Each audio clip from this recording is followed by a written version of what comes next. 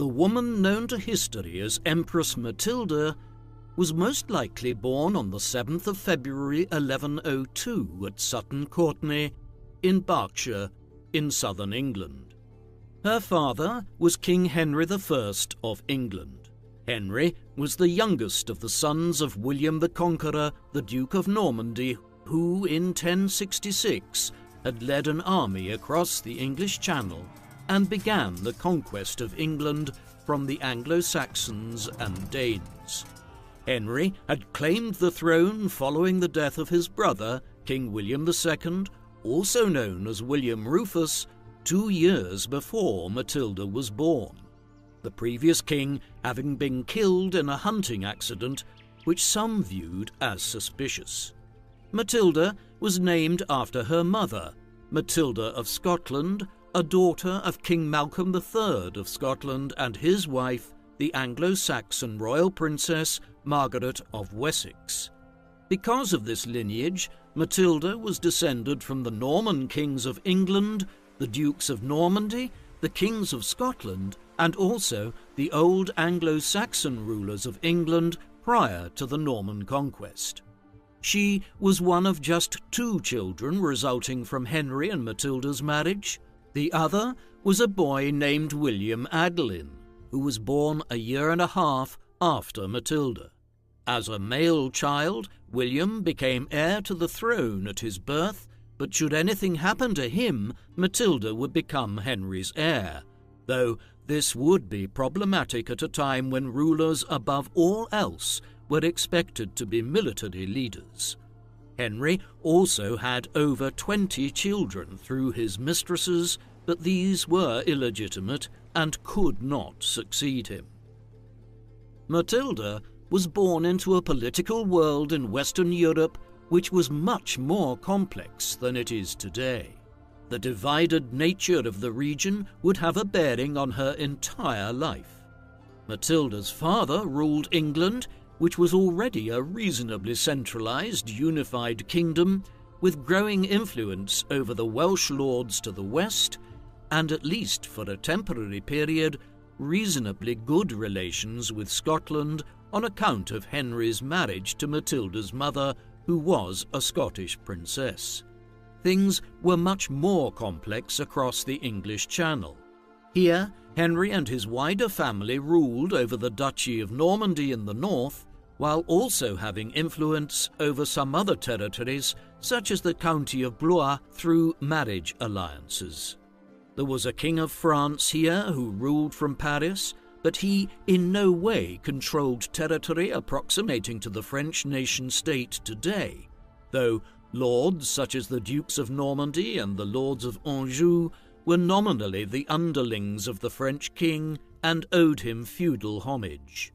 To the east, Germany was similarly divided into dozens of duchies, counties, and principalities, but, as in France, there was a semblance of centralized authority in the shape of the Holy Roman Emperors. At the time of Matilda's birth, Emperor Henry IV was the current Holy Roman Emperor, though from 1098 onwards he had begun to rule in association with his son and heir, the future Emperor Henry V.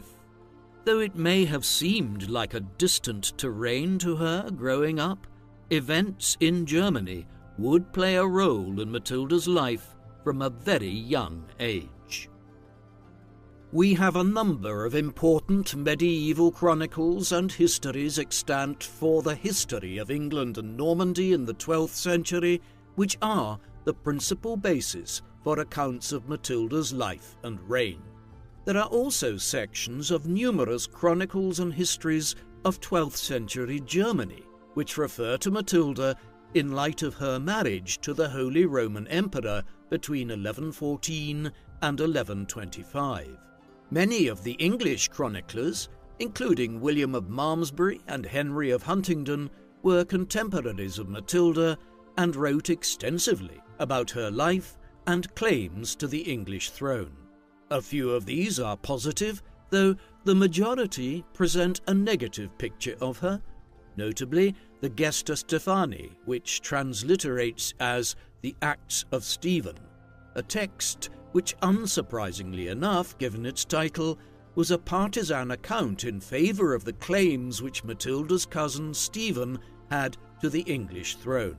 Unfortunately, a biographical history of Matilda's life, which was written by the French bishop and chronicler Arnulf of Lisieux, was lost in the late medieval period, a text which would have shed further information on her life, character, and reigns in Germany, France, and England. There were also numerous histories and treatments of Matilda's claims to the English throne written by Tudor historians in the 16th century, a period in which the rapid succession of Queen Mary I and Queen Elizabeth I in 1553 and 1558 animated Englishmen to reconsider the history, merits, and nature of female monarchy. These chronicles provide a patchy account of Matilda's early life. She was raised around an itinerant court which often moved between England and northern France, with her father and mother residing for periods of time at Westminster near London or at Rouen in Normandy. It was an extensive court, one comprised of lords from England and France, where French was the lingua franca. Although she had only one full brother, Matilda grew up amongst a large brood of nearly 24 illegitimate half-brothers and half-sisters, and numerous first cousins, including the children of her father's sister, Adela, Countess of Blois. She may have received some education and tutoring from the Archbishop of Canterbury, Anselm, one of the most learned men in Christendom at the time, prior to his death in 1109. Other monks and bishops would also have tutored the children of the royal court at a time when educational standards in Europe were experiencing a major period of growth, which has led historians in recent times to speak of a 12th century Renaissance, which presaged the Italian Renaissance of the 15th century.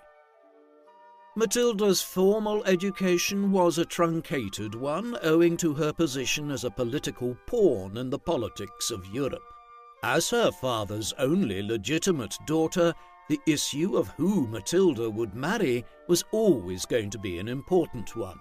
As early as 1109, there were diplomatic negotiations underway between Matilda's father and Henry V, the Holy Roman Emperor, and the most powerful figure in Central Europe, for the emperor to potentially marry Matilda one day.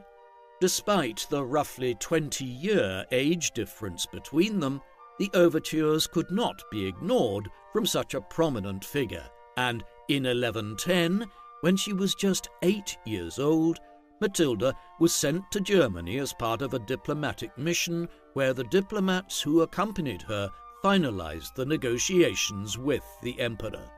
Despite her ludicrously young age, Matilda's father agreed to the betrothal of his daughter to the emperor, and thereafter she was raised for the next 4 years in Western Germany in order to acclimatize her to the German culture and the language of the people she would become empress of in years to come. Even by the standards of medieval Europe, the decision to hold a wedding ceremony in January 1114 at the city of Worms, when Matilda was still a few weeks short of her 12th birthday, while Henry V was at least in his late 20s and perhaps as old as 33 years, was unusual. Typically, marriage ceremonies were not held until the participants were at least 13 or 14 and were deemed to be entering their young adult years by the standards of the time. Matilda would spend just over a decade as the Holy Roman Empress, the most senior royal woman in Germany.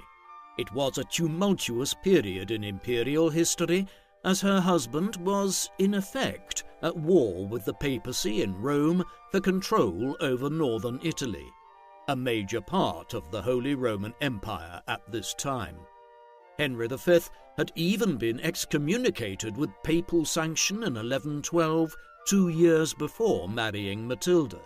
In the first years after the marriage, Henry spent much of his time campaigning south into the plain of Lombardy, and after a time Matilda joined him there with her entourage and household staff, at one point in 1117 even heading south towards Rome itself, as the emperor tried to seize the Eternal City. Curiously, despite her young age, Matilda was playing an active role in political affairs by 1116 and 1117, with evidence pointing towards her attending government councils and acting as an unofficial sponsor of political measures that arrived to the imperial court. In 1117, she also claimed the title of Holy Roman Empress, as Henry emerged as the victor of the military clashes in Italy. However, the title was not given the imprimatur of Pope Paschal II, and whether she legally was entitled to call herself Empress, or simply held the more junior imperial title of Queen of the Romans, was a matter debated for years to come. Matilda consistently maintained that she was the Empress Matilda, even long after leaving Germany. In 1118, Matilda's significance in her husband's government was made clear when he himself returned to Germany to quell growing unrest amongst several feudal lords there, and left Matilda in charge of the imperial government south of the Alps in his absence. She played important roles during the years that followed, notably in the resolving of the investitures controversy, a long-running dispute between successive Holy Roman emperors and popes since 1076, over whether the emperor had the right to appoint archbishops and bishops in the lands of the Holy Roman Empire, or whether the pope had the final say in investing these ecclesiastical offices.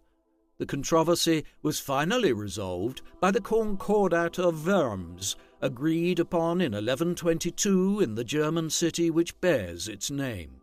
Matilda played an unofficial diplomatic role in the reaching of the major compromise which gave the emperors and the popes different roles in investing bishops across the empire.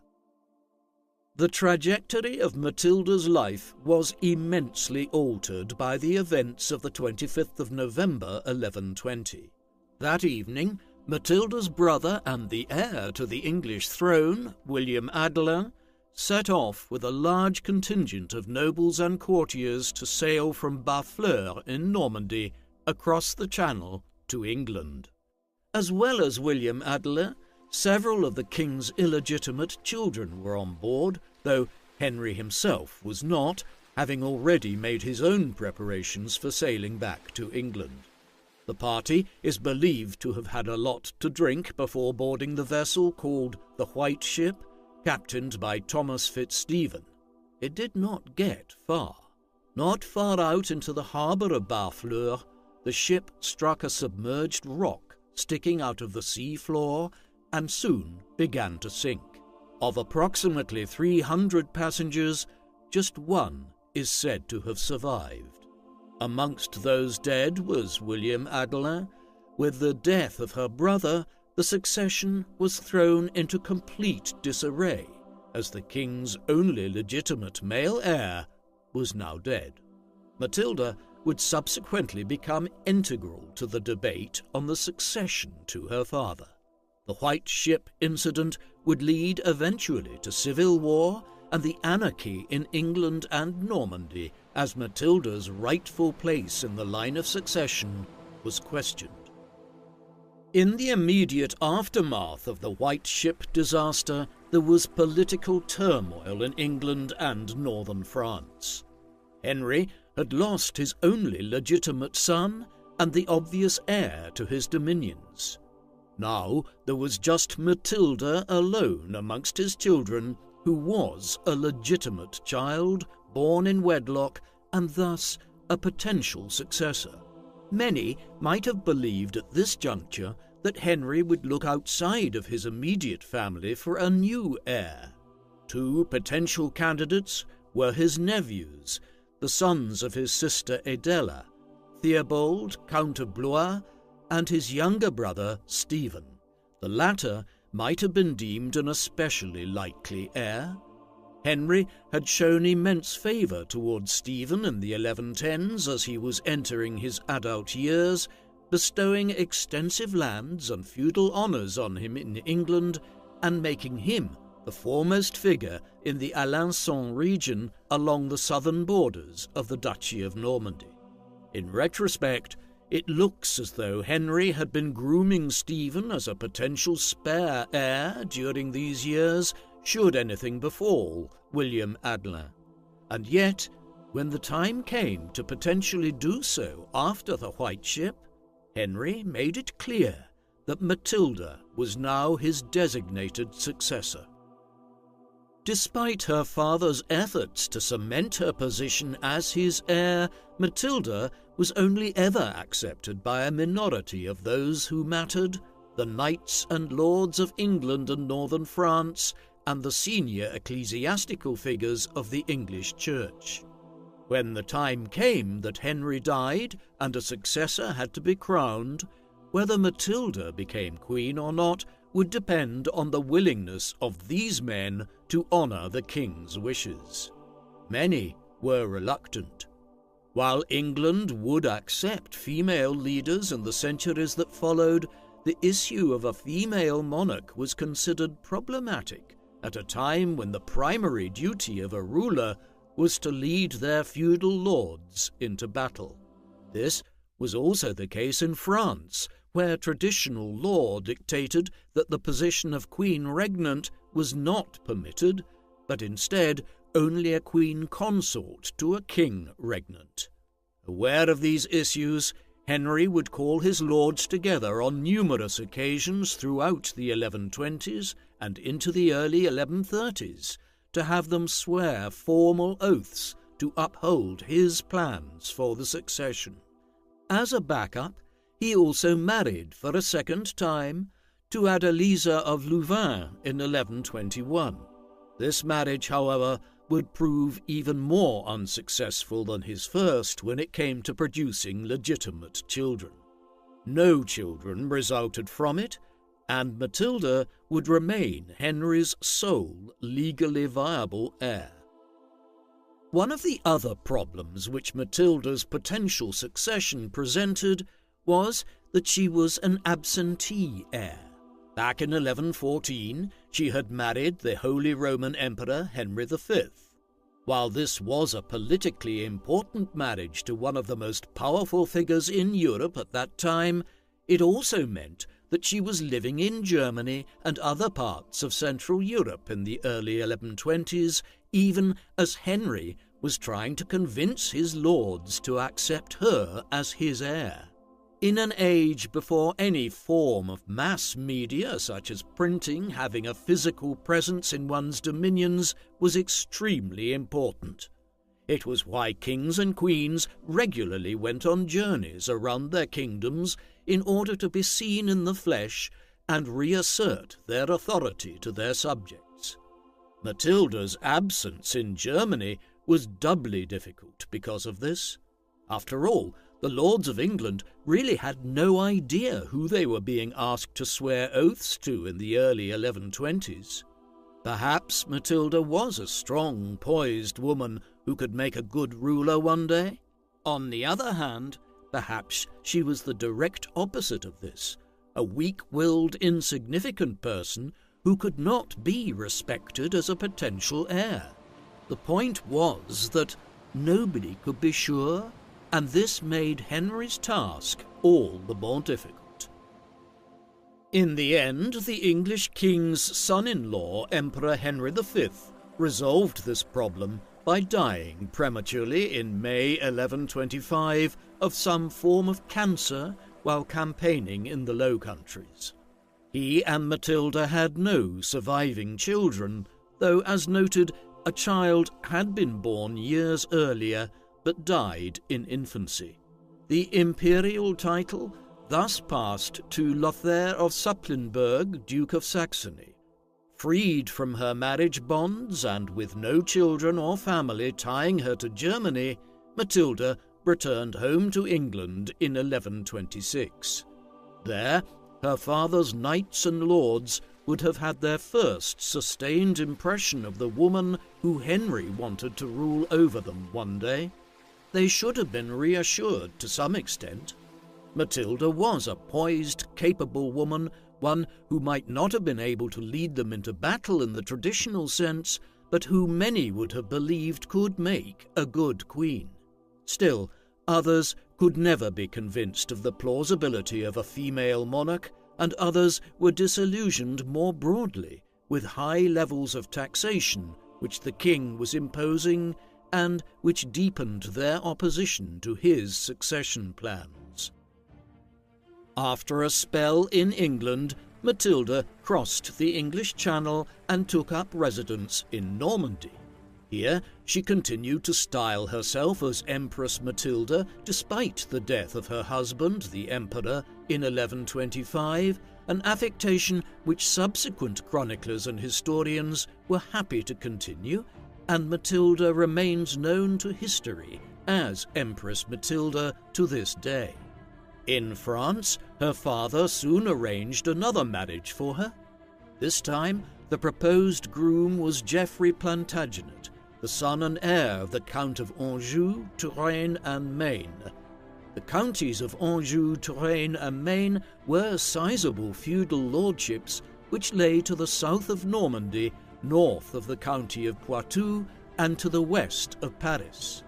They covered a substantial proportion of north-central France, and so Matilda's marriage to Geoffrey was, at least on the surface, an astute move, which ensured Matilda would have financial and military backing if she had to fight for her crown after Henry died. Yet the marriage was problematic in other ways. Geoffrey was still 10 weeks shy of his 15th birthday when they married on the 17th of June 1128, and once he succeeded as Count of Anjou, Touraine, and Maine the following year, he soon developed a reputation for heavy-handedness which aroused the animosity of some of the more minor lords of Normandy to the north. This alienated some further potential supporters of Matilda, though in the end the resources which Anjou was able to bring to bear after Henry's death were crucial in keeping Matilda's hopes of claiming the throne alive. The late 1120s and early 1130s were difficult years for Matilda.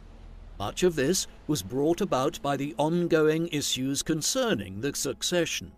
By this time, Matilda's first cousin, Stephen of Blois, was emerging as a clear rival. Back in 1125, around the time Matilda's first husband died and she began preparing to return to England, Stephen had married Matilda of Boulogne, who had just succeeded as Countess of Boulogne. This made Stephen lord of one of the foremost polities of northern France, one which lay right on the coast of the English Channel, as well as further lands in Kent in southeast England, further strengthening his position. Meanwhile, Matilda's marriage was troubled, and within a year of it Matilda decided to leave Anjou and went to live in Normandy. A reconciliation was arrived at in 1131. However, the entire situation had irked Matilda's father, who believed she was letting her personal feelings get in the way of the need to find a lasting political solution to the succession crisis. The last years of Henry's life witnessed a steady decline in the relationship between king and daughter, though he never indicated any shift in his thinking on the succession. That Henry was steadfast in his determination to have Matilda succeed him was, perhaps, the result of the events of 1133. That spring, Matilda gave birth to her first child, a relief after a long and largely childless marriage to Emperor Henry V,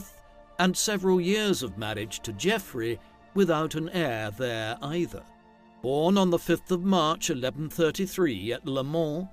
The boy was named Henry by his parents after his grandfather the king, a pointed statement to Matilda's father and the political realm at large that Matilda now had an heir of her own, and if she did become queen in succession to her father, it would be an interim reign of sorts in preparation for the eventual accession of another King Henry one day.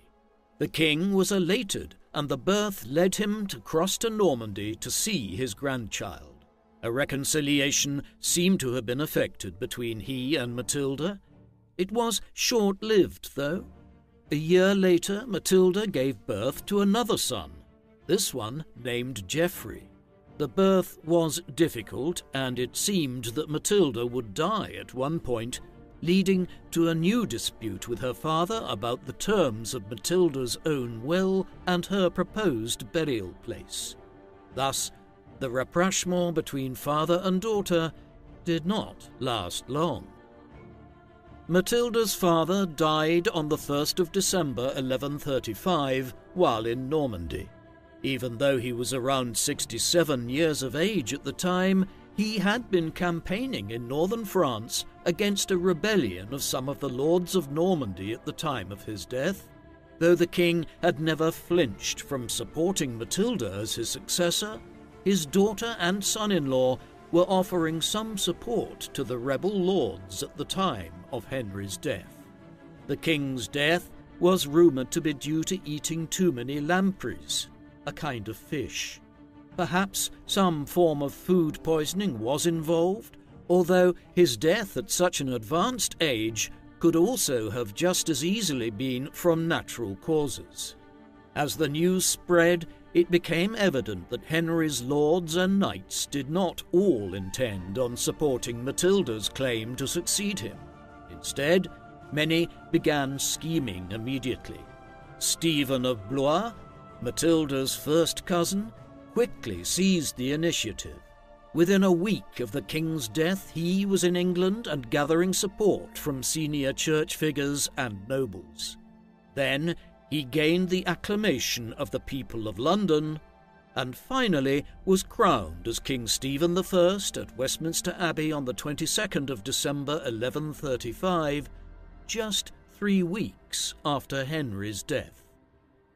Stephen had managed to secure the crown in breach of the wishes of Henry I, in large part because of propitious timing and positioning. When news of the old king's death began to spread, Stephen was not far away from Normandy in Boulogne and was best placed to cross quickly to England. The same could not be said of his brother, Theobald of Blois, another potential candidate for the throne. Similarly, Matilda was further south in Anjou and barely had time to react before news arrived that Stephen had been crowned at Westminster in England. Another reason why Matilda was able to do little to prevent Stephen from seizing the crown was that she was pregnant again when her father died, and in mid-1136 would give birth to her third and final son, William. Each of her sons, Henry, Geoffrey, and William, would be known to contemporaries and for centuries to come by the names Henry Fitz-Empress, Geoffrey Fitz-Empress, and William Fitz-Empress. Fitz meaning son of, and Empress referring to Matilda's decision to continue using this title long after the death of her first husband. Matilda and Geoffrey did not immediately commence a war with Stephen to try to reclaim the throne for Matilda. They simply were not in a strong enough position to do so. Instead, they would wait a few years, slowly gathering allies and preparing militarily and financially for the coming war. What tipped their hand and what led to the outbreak of the civil war known as the Anarchy was when numerous powerful lords of England signalled their support for Matilda's cause and opposition to Stephen in 1137 and 1138. The most prominent was Robert of Gloucester,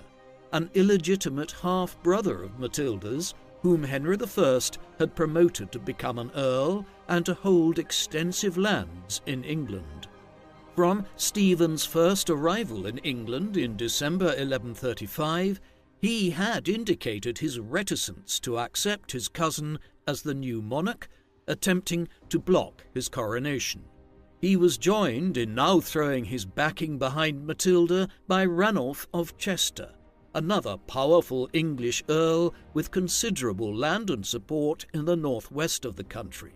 Matilda also gained the support, for a time, of King David of Scotland, who hoped to gain further lands along the border through his involvement in the Civil War. The anarchy began when Robert of Gloucester rebelled in 1138. The following year, Matilda arrived to England at the head of an army from France.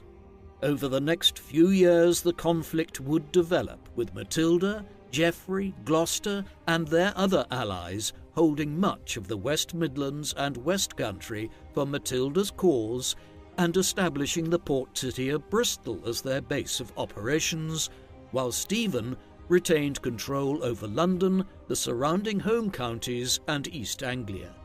Most of the fighting in the anarchy would play out in the Midlands and regions like Oxfordshire, which lay between Bristol and London. In the war which followed, Matilda most certainly lost the PR campaign. While the German chroniclers who wrote about her time as the wife of Emperor Henry V between 1114 and 1125 were generally favourable towards her, as were many French writers, in general Matilda was perceived badly by the English chroniclers and historians. They viewed her as a foreign upstart who was married to the much reviled Count of Anjou. Why this was the case is not entirely clear. Stephen, who was portrayed much more sympathetically by chroniclers like William of Malmesbury and Henry of Huntingdon, was hardly an Englishman himself, having been born in France, hailing from Blois, and being Count of Boulogne in northern France prior to seizing the throne of England. Conversely, he had spent periods of time in England since the mid-1110s and had extensive estates there, whereas Matilda, though born in England, had always been a distant figure in Germany, Italy, and France. Stephen also appears to have been more humble, whereas English commentators were at pains to stress Matilda's proud and often overbearing nature, something which led one writer to refer to her even in her later years as being of a tyrannical disposition. All of this was evinced in her insistence on being termed Empress Matilda. Unquestionably, the most consequential events of the anarchy, other than those that brought it to an end many years later, occurred in 1141. Early that year, Stephen was laying siege to Lincoln Castle when Robert of Gloucester marched with several hundred knights and a large contingent of Welsh allies to relieve the siege.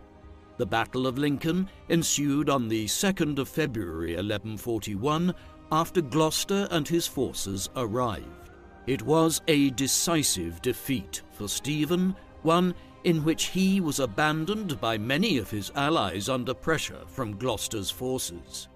Stephen and his own entourage became surrounded in the midst of the melee, and despite their efforts to fight their way out, Stephen was captured by Gloucester's forces. Now a prisoner, he was taken west towards Bristol, where Matilda ordered his imprisonment in Bristol Castle. This incredible victory left Matilda seemingly victorious, though Stephen's cause was not defeated. No sooner did word arrive to London and Westminster of the king's capture than his wife, confusingly also named Matilda, began gathering forces to strike back against the Empress and to keep Stephen's cause alive. The brief war of the two Matildas which would follow would soon lead to another major shift in the military and political landscape. All of that lay in the months ahead. In the immediate term, Matilda had won a major victory over Stephen and had her great adversary in captivity. She now moved to claim her birthright and fulfill her father's wishes for the succession by becoming ruler of England. And yet, there was a peculiar aspect to this. Although Matilda generally used the title of Empress, and she was now aspiring to become Queen, she did not adopt either of these titles, instead issuing royal charters and grants under the title of Domina Anglorum, meaning Lady of the English. In early April, she and her followers, along with some leading figures of the English Church that she had won over to her cause, arrived to Winchester, home of one of the greatest Gothic cathedrals in Europe and a very important centre of the medieval English Church. There, Matilda was made queen in a makeshift ceremony. However, a subsequent campaign to try and seize London failed, and Matilda gained neither the acclamation of the people of the capital, nor was she crowned at Westminster. This was despite winning over Geoffrey de Mandeville, who controlled the Tower of London at the time, yet when Matilda advanced to try and enter London, the inhabitants indicated their clear unwillingness to allow her entry. Somewhat surprisingly, she did have the agreement of Stephen himself, who told some of his supporters to agree to the coronation of Matilda, perhaps fearing that he would be murdered at Bristol if he did not. Nevertheless, many people continued to view Matilda's coronation as entirely illegitimate. Matilda did not have long to enjoy her success. The other Matilda, Stephen's wife, Matilda of Boulogne, had gathered sufficient forces by this time that she was able to begin campaigning into the Midlands with the aid of her brother-in-law, Henry, Bishop of Winchester, and William of Ypres, a lord of the Low Countries who had brought mercenary troops to England to aid Stephen. On the 14th of September, they descended on Winchester and thoroughly routed the forces which were gathered there in support of Matilda. The rout of Winchester was significant in that Robert of Gloucester was also captured during the fighting. With her foremost ally and half-brother now in the hands of Stephen's wife and his allies, Matilda had no option but to arrange for the release of Stephen from Bristol. Hence, not much more than half a year after defeating Stephen at Lincoln, capturing him and having herself proclaimed as Lady of the English, Matilda was forced to release her cousin, and the Civil War was back to being as contentious an affair as it had ever been. Because Matilda did not renounce the titles she had adopted in April 1141, it is usually held by historians of the period that there were, in effect, two monarchs of England that had been crowned in different ways, King Stephen and Queen Matilda. This situation would continue throughout the 1140s. This was a period of a truly peculiar amount of instances in which the leaders of the Civil War were captured, imprisoned, escaped, or narrowly avoided being detained. Matilda herself had two close calls. The first came in 1141 when she was at Devizes Castle in Wiltshire. It had been built a half a century or so earlier by the Bishop of Salisbury and became one of the foremost strongholds in southwestern England by the end of the reign of Henry I. Matilda was here in 1141 when some of Stephen's forces arrived there. They appear to have been unaware that Matilda was at Devizes. Nevertheless, any effort by her to try and escape would have resulted in her being detected. Consequently, she decided to sneak out by dressing in burial clothes and then being tied down onto a funeral bier. Her attendants then carried her out of Devizes as though they were removing a corpse.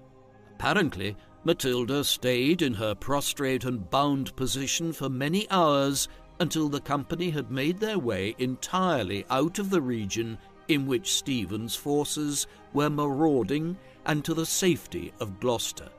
Later, her forces recaptured Devizes, and she would reward the inhabitants for their help in aiding her escape, granting them a royal charter to hold markets as a small borough town. A second close call occurred in 1142. After the rout of Winchester and the release of Stephen and Robert of Gloucester, the fighting in 1142 began to centre on Oxford. Stephen became aware that Matilda had moved her government here by that time and came to the conclusion that if he could capture her, it would strike a definitive blow and end the war. Thus, in the autumn, he advanced on Oxford, the site of an impressive castle and a town which had already emerged as a centre of higher education. Caught unaware by the advance of Stephen's forces, Matilda and her followers were trapped inside Oxford Castle as a siege began from September 1142 onwards. By the winter, over 2.5 months into the siege, conditions inside were dire, with Matilda and the others short of all manner of supplies. Stephen's plan to capture her was nevertheless foiled. In December, the Lady of the English and a handful of close followers escaped from Oxford Castle and avoided detection by Stephen's troops to make their way back west towards Bristol. There are differing accounts of how she made her escape. One has Matilda simply leaving through a postern or rear gate of the castle.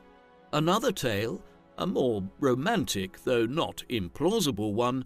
claimed that Matilda and her allies shimmied down a rope out of a window of the castle to safety and then made their escape dressed all in white to camouflage themselves against the snow which had blanketed Oxfordshire that December. Whichever is true, we do know that Matilda made yet another narrow escape and continued to fight on against Stephen into the mid-1140s. While the war had taken many shifts and turns in England in 1141 and 1142, matters were more clear-cut in northern France.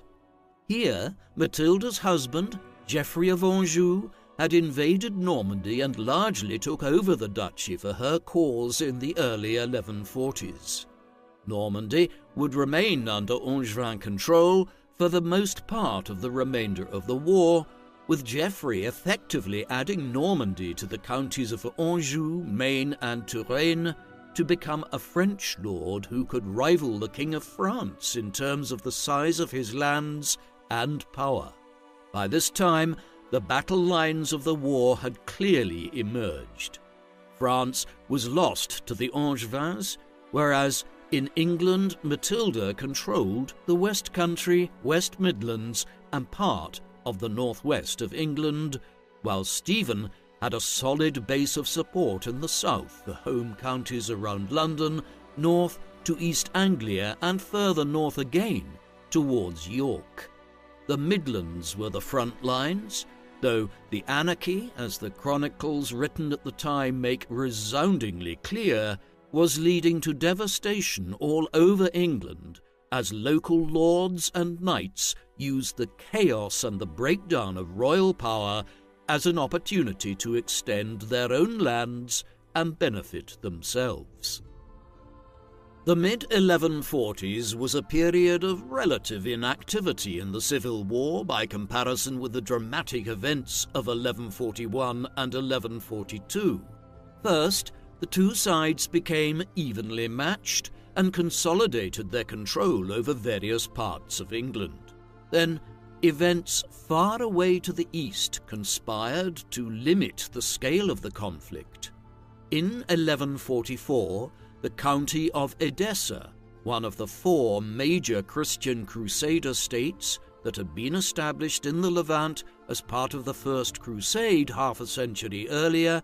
was captured by a Syrian Muslim warlord by the name of Zengi. When word of these developments arrived to Western Europe, a new crusade was preached and gained huge support. The King of France, Louis VII, was amongst those who took the cross and headed for the Holy Land. With their liege lord having committed to the Second Crusade, many French lords, the backbone of Matilda's support in the civil war with Stephen, agreed to head east as well, though some were diverted to Iberia in the end, where Lisbon was conquered for the Christian cause in 1147. To compound matters, several of Matilda's other allies died during the mid-1140s, including Geoffrey de Mandeville, Earl of Essex, who was killed in a military clash against Stephen's forces in 1144, and her most faithful ally, her half-brother Robert of Gloucester, who died nearing his 60th year in a relatively peaceful repose at Bristol Castle in the late autumn of 1147. All of this ensured a lull in fighting during these years. The period that followed saw a fundamental change in the nature of the war. By then, Matilda's eldest son, Henry Fitz-Empress, was entering what would be considered his teenage years today, but which in the medieval era were deemed to be the first years of adulthood. In such a situation, he was increasingly presented as the potential future king if Matilda and her allies were successful in the conflict, with the possibility even that Matilda would rule in association with her son. As early as 1147, when he was just 14, Henry crossed to England from northern France at the head of a large force of mercenaries that had been hired to compensate for the loss of many troops that had headed on crusade. A symbolic changing of the guard followed as Robert of Gloucester passed away, and then Matilda left England herself in 1148. The latter decision was partly taken owing to a clash between Matilda and the Bishop of Salisbury, Jocelin de Bohun, over the ownership of Devizes Castle, the stronghold in Wiltshire which Matilda had made her dramatic escape from disguised as a corpse back in 1141. The bishop claimed control over Devizes, even though Matilda often resided there. The dispute had escalated in the mid-1140s, with de Bohun even involving Pope Eugene III. Deciding to cut her losses, and with her son now playing a more prominent role in affairs, Matilda headed for France. She would spend most of the remaining years of the Civil War at Rouen in Normandy. The political situation continued to shift in the period that followed. A critical moment came when Matilda's second husband, Geoffrey of Anjou, died suddenly and unexpectedly at just 38 years of age in September 1151. A chronicle written by John of Marmoutier claimed that Geoffrey had been attending a council of his nobles and advisers at Le Mans when he suddenly came down sick with a severe fever. His illness was swift, and he died on the 7th of September. He was buried in Saint-Julian's Cathedral in Le Mans, where Matilda had an effigy of him placed over his tomb. On this, his personal coat of arms, which included a blue shield and gold lions, was displayed in one of the earliest examples of the use of a heraldic coat of arms in medieval Europe. It is significant that Matilda commissioned this, and the coat of arms in question influenced the royal coat of arms of the English monarchs in centuries to come. Geoffrey's death otherwise cemented Henry's status as the leader of the war effort on his mother's side, as he became Count of Anjou, now aged 18, and effectively Duke of Normandy as well. Already emerging as a shrewd military leader and political ruler, Henry, in conjunction with his mother, began playing a diplomatic game in the early 1150s, whereby the papacy, the King of France, and the lords of England were all courted to support Matilda and Henry's claim to the throne, the realization being that diplomacy might gain what war had failed to acquire over the previous decade. On the opposing side, a rival was emerging to Henry. Stephen's eldest son, Eustace, was a few years older than Henry and was being presented to the English political nation by Stephen as his successor. This was even more relevant on that side of the English Channel, as Stephen was upwards of a decade older than Matilda, and it was probable that he would die before his first cousin. Thus, from Normandy in the early 1150s, Matilda was conscious that the clash was now to see if Eustace or Henry would succeed Stephen. The days when she might claim the throne herself and rule in her own right in realization of her father's wishes so many years earlier were passing. Events culminated around the siege of Wallingford Castle in 1153, where Stephen hoped to defeat one of Matilda's major English allies, Brian Fitzcount. Henry campaigned against Stephen to prevent this. After a stalemate had been reached yet again that summer, an agreement was reached, variously known as the Treaty of Wallingford and the Treaty of Winchester. Through this, Henry agreed to end his efforts to supplant Stephen and accept him as King of England, with the condition that when Stephen died, Henry would succeed him, not Eustace or any of Stephen's other sons.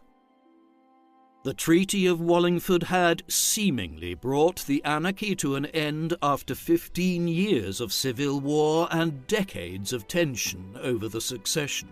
One wonders what Matilda's reaction was in Normandy when news of the agreement which her son had reached arrived there. The settlement was perhaps not as concrete as it appears, though. In the months that followed, Stephen embarked on a flurry of activity to rouse his allies and tour England. It leaves the suspicion that he was making plans to try to renounce the agreement and commence the war again once the time was politically advantageous. However, just as the death of members of the royal family during the White Ship disaster in 1120 and of old King Henry I in 1135 had led to the anarchy, the deaths of two royals in quick succession ended it in the mid-1150s. First, Eustace died unexpectedly in August 1153, and then Stephen died just over a year later in October 1154. With this, the anarchy came to an end. Matilda was victorious, though the victory was largely for her son, who quickly secured control over the government of England after Stephen's death. He was crowned on the 19th of December 1154 as King Henry II at Westminster Abbey. Fittingly, during the ceremony, one of the crowns which was used was that which Matilda had brought back from her time married to Emperor Henry V in Germany 3 decades earlier, a symbolic statement of how Henry's mother had kept her line's claim to the throne alive since her days in Central Europe as a young woman. With the death of Stephen and the accession of her son as King Henry II, Matilda found herself for the first time in nearly 2 decades not fighting a war to claim her birthright and to implement the wishes of her father.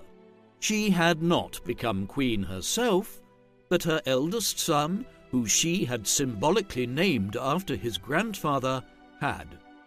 Matilda was victorious, and she now entered a period of quasi-retirement. She did not live in England, remaining instead in Normandy and spending the remainder of her life here. Although Henry was the Duke of Normandy, his mother acted as one of his senior representatives here as the new king, unlike his great-grandfather and grandfather, William the Conqueror and Henry I, viewed himself primarily as an English monarch rather than a French lord who just happened to be King of England as well. During these years, there was also a symbolic effort to acknowledge Matilda's position as the daughter of King Henry I. Consequently, despite her retirement in Normandy, we have royal charters and other government documents from the second half of the 1150s and into the 1160s, which bear both Henry and Matilda's names and royal seals, a tacit acknowledgement that although Henry was the king, he had only become so through his mother stepping aside to allow him to succeed Stephen. During her later years in Normandy, Matilda became a major patron of the church and the religious orders in northern France. In particular, she was known for the favour she bestowed on the Augustinians. These were a religious order that lived monastic lives in accordance with the religious strictures of St. Augustine of Hippo, one of the great early church fathers. In 1059, agreements were reached concerning monastic life at the Lateran Synod, and this prepared the way for the emergence of the Augustinians as a religious order which challenged the supremacy of the Benedictines across Christendom in the 12th century. Matilda was a major patroness of them in northern France, both during the anarchy and especially during her semi-retirement, when money could be diverted to the purpose and not towards raising armies, though both the Benedictines and the Cistercians also benefited from her benevolence. She bestowed funding on the Abbey of Bec in Normandy, for instance, an institution which she had patronized for decades, and also on Bawdsley Abbey in Worcestershire in England. In all instances, there was an awareness of the political benefits of patronizing religious abbeys and houses which played a prominent role in local politics, something Matilda had become aware of in her early years in Germany and had deployed as a political tool for decades. Her initial patronage of Bawdsley, for instance, dated back to the early 1140s, when she cultivated relations there as a means of securing control over Worcestershire in the context of the Civil War. This political scheming aside, there is no doubt that Matilda was a genuine favourer of church reform and revitalisation, and she continued in her later years to sponsor the church in Normandy and further afield. Matilda was far from politically dormant in the years following the accession of her son as king. Though most of the letters involved are lost, it is clear from the chronicles and other ancillary evidence that Matilda maintained an extensive correspondence with her son during the second half of the 1150s and into the 1160s, with letters passing from Normandy to England and back again, as she advised him on many political issues.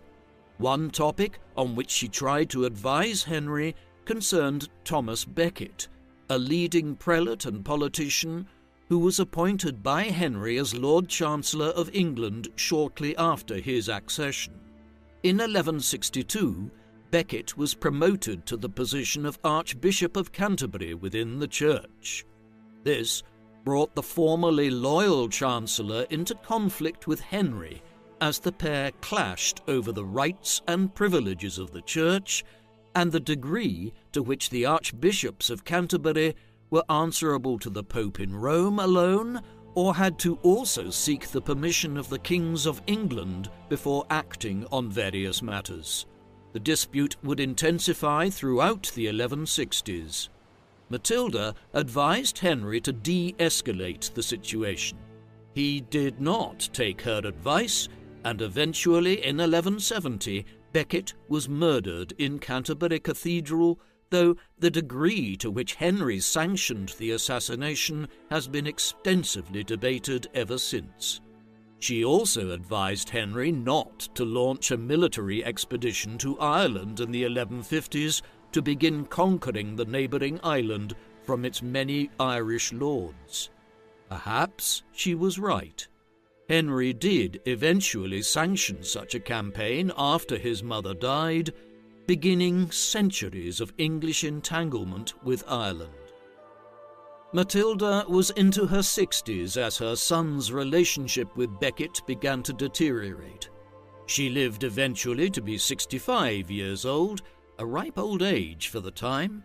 Her later years saw her take a back seat in all matters political, no doubt enjoying the frequent visits of her grandchildren to Normandy, from amongst whom there would be two kings of England, King Richard I,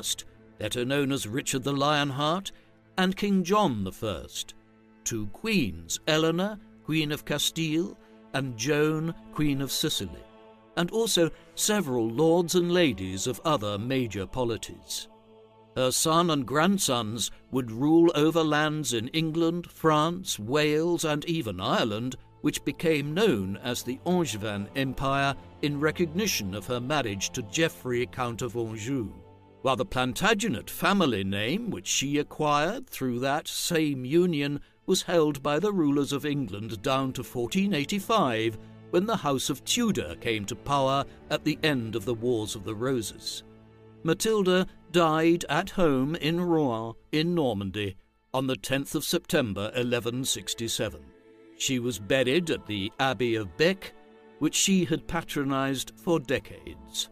Her remains, though, were moved, lost, and found again on several occasions over the centuries, only to find their way to their current resting place at Rouen Cathedral in the mid-19th century. At Bec, her tomb still bears the epitaph, "Great by birth, greater by marriage, greatest in her offspring. Here lies Matilda, the daughter, wife, and mother of Henry." The Empress Matilda was one of the most unusual political figures of the High Middle Ages.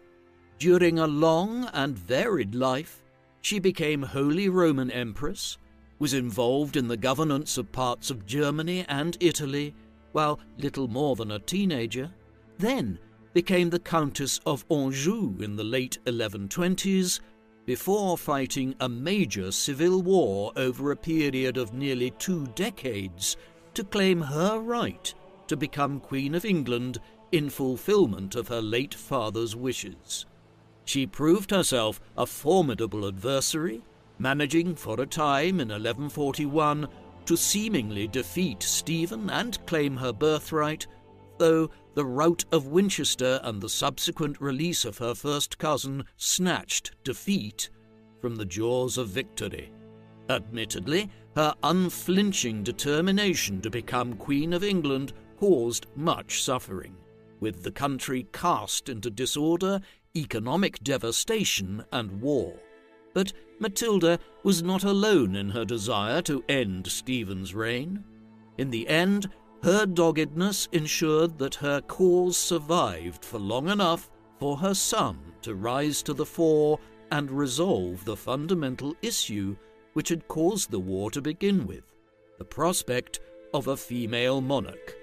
In the end, Matilda was not able to fully realize her father's plans for the succession, but the accession of her son as King Henry II in 1154 was as good an alternative as could be construed out of the chaos of the anarchy. What do you think of Empress Matilda? Do you think she would have made a great queen had she been allowed to rule by both Stephen and the English nobility? Please let us know in the comment section. And in the meantime, thank you very much for watching.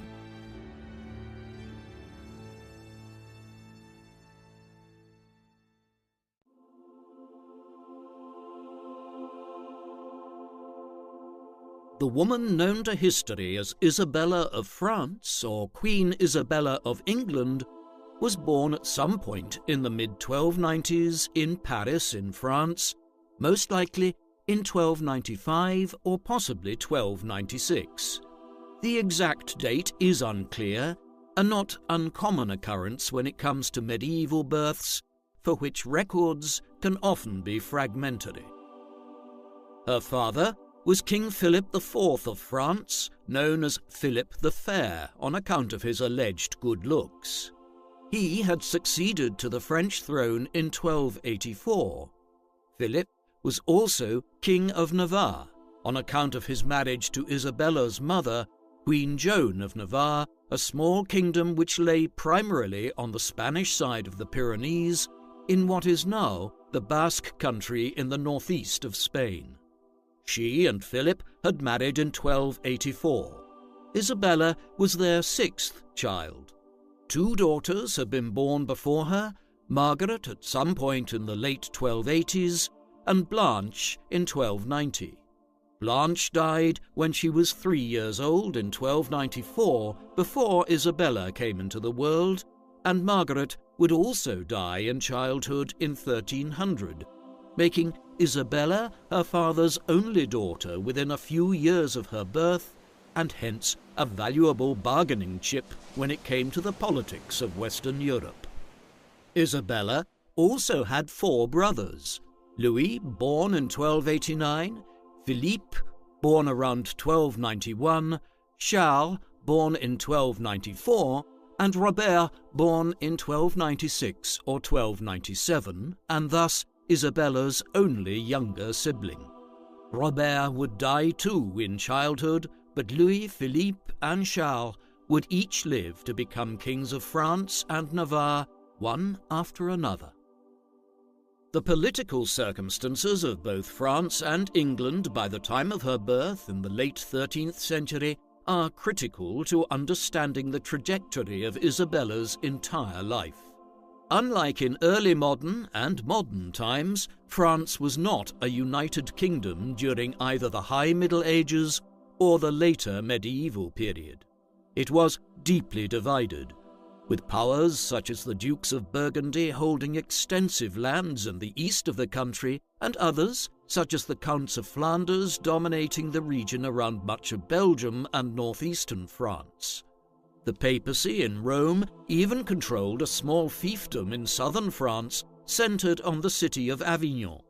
The kings of France nominally claimed control over the whole country, yet their power was prone to rising and falling over the decades, with various nobles and lords exercising great amounts of independence when there were weak rulers in Paris. In contrast, King Edward I of England had created one of the most powerful kingdoms in Europe since his accession in 1272, imposing English control over Wales and also waging war on Scotland to try to unify all of Britain under his rule, while he also held extensive lands in Ireland. In France, Edward held much of the southwest of the country around Bordeaux and its hinterland as Duke of Aquitaine, though this was a far cry from his predecessors in the 12th century, who at one time had held nearly half of the territory of modern-day France, with vast regions in the north and west being under English control. What this French legacy meant was that the affairs of the kings of England and France were inextricably interconnected, and this would impact on Isabella's life when she was just a child. It would continue to do so down to the end of her life, and her son would attempt to impose himself as King of France from the late 1330s onwards. Unlike many of her predecessors as Queen of England in the 12th and 13th centuries, there are a large number of sources extant today for the study of Isabella's life. Many of these were chronicles written in the medieval tradition by figures like Thomas Walsingham, a late 14th century Benedictine monk who wrote an extensive history of the rulers of England from the early 14th century up to his own time. Another was Walter of Swinbrook, whose Chronicon Angliae, or English Chronicle, charted the reigns of Isabella's husband Edward II and her son Edward III, in the process providing many details on Isabella herself and her role in both. A French chronicler, Guillaume de Nangis, wrote extensively on events at the end of the 13th century in a way which pertains to Isabella's very earliest years and the circumstances that gave rise to her marriage with Edward II. Similarly, the Wigmore Chronicles, a set of annals of major events in English history between the middle of the 11th century and the start of the 14th, also casts light on the political circumstances in England when Isabella arrived there, while there was a growing amount of bureaucratic records being produced in 14th century England due to it being the most centralized state in Western Europe at the time. Yet these sources have their limitations. Medieval chroniclers did not write with the aim of maintaining an objective perspective as modern historians aspire to. Instead, they often wrote to persuade their readers of their own political views, and so many presented Isabella in a negative light for her actions in disobeying the normal bonds of matrimony at the time. As will become clear, though, her actions were often those of a woman who had learned from a young age to survive by her wits. In a somewhat unusual development which points to the evolution of European society on the cusp of the Renaissance, Isabella was afforded an elite education, something which was not customary for women in the 13th century for the most part, and which had only become common for royal princes in the 12th century. Many rulers as recently as the 11th century had been illiterate and left the business of government largely to church figures and scribes, considering warfare their true domain. Around the Louvre Palace and the Palais de la Cité in Paris, she was surrounded by some of the leading scholars of the age at the University of Paris, and at her father's court she had access to tutors from a young age and a wide library. She grew up, as a result, to be one of the most educated royal women of the High Middle Ages. From the moment she was born, her father was doubtlessly considering who she would be married to. Incredibly, Philip had betrothed one of his daughters, Blanche, to the Infante or Prince of Castile, the future King Ferdinand IV, when she was just an infant, the better to ally France with the powerful Spanish kingdom.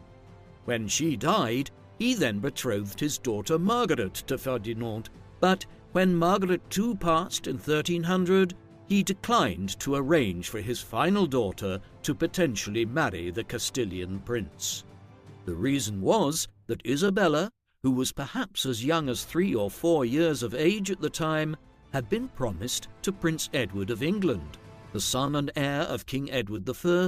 in 1299. In 1294, Isabella's father had gone to war with England in an effort to seize the Duchy of Aquitaine from Edward I while he was otherwise distracted by a war in Scotland. This unhappy conflict dragged on for several years without any conclusive results on both sides, and by 1297 both parties had decided that continuing the conflict was not worth the cost in men and money. Peace negotiations were entered into and were finally concluded in 1299 when the 60-year-old Edward I, a widower for nearly a decade, married Philip's 17-year-old sister Marguerite, while Isabella was betrothed to Prince Edward, who at least was closer to her in age, having turned 15 in the spring of 1299. The match remained simply a betrothal at this early stage, Isabella being considered too young for a marriage to actually take place even by the standards of the medieval period. Instead, the wedding would not take place for nearly a full decade longer. It was finally solemnized at the Church of Our Lady in the town of Boulogne on the northern coast of France, overlooking the English Channel, on the 25th of January, 1308. By then, Edward was 23 years of age, while Isabella was nearing her teenage years, an age that was considered to be old enough for marriage in the 14th century. By then, Isabella was marrying a king rather than a prince. Edward I had died 6 months earlier, and her new husband had succeeded him as King Edward II. It would be a problematic union from the very beginning, as Edward was bisexual and tended to prefer the company of men, though he was not averse to women, and he sired an illegitimate son a few years before his marriage to Isabella. His preference for male company also extended to favouring certain male individuals at court and allowing them and their families and factions to rise to positions of great power and wealth, something which would fracture the political community in England during his 20-year reign, shaping Isabella's life as well, in many ways in the process. A prevailing myth concerning Isabella is her relationship with the Scottish rebel William Wallace. At the time that Isabella was first betrothed to Prince Edward, his father, King Edward I, had been involved in a long-running war with the Scottish, led by a number of prominent nobles and knights, including William Wallace. This was all part of England's constant attempts throughout the High Middle Ages and late medieval period to impose control over all of Britain, including Scotland. Edward had famously largely conquered Scotland in the mid-1290s, dragging the Stone of Scone, the inauguration stone used by Scottish kings, back to England in 1296 as a symbol of the destruction of Scottish independence. It was a temporary development, however, and the Scots were soon at war with England again.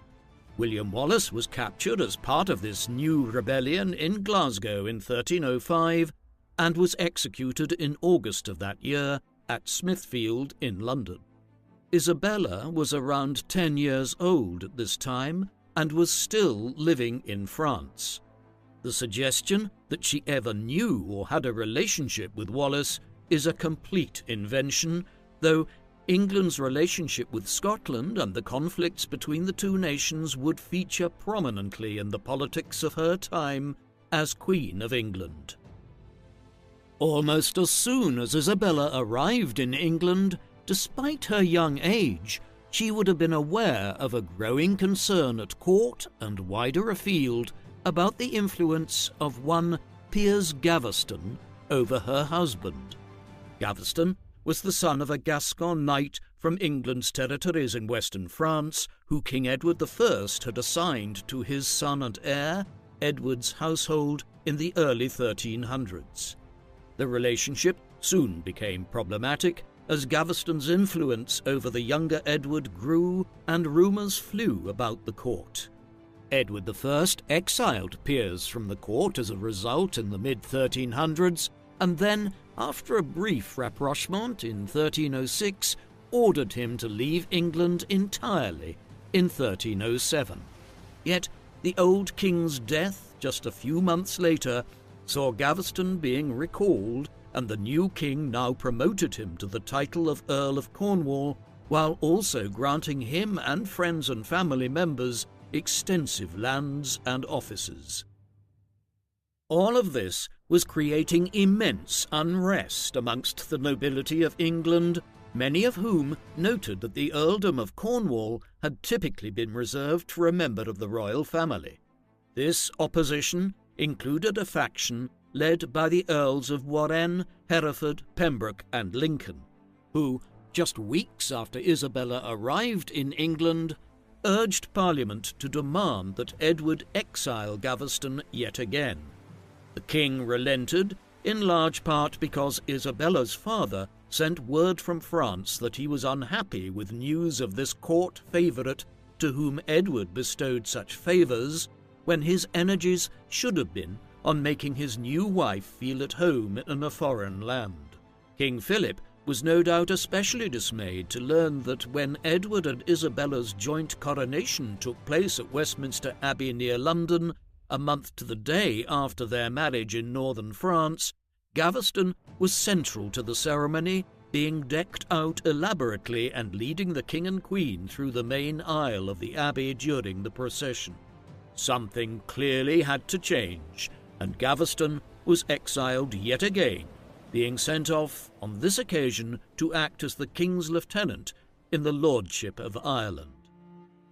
Ireland was only a short boat ride away from Wales, and it was perhaps inevitable that Edward, who had been miserable when Gaveston left, conspired for Piers to return secretly in the summer of 1309.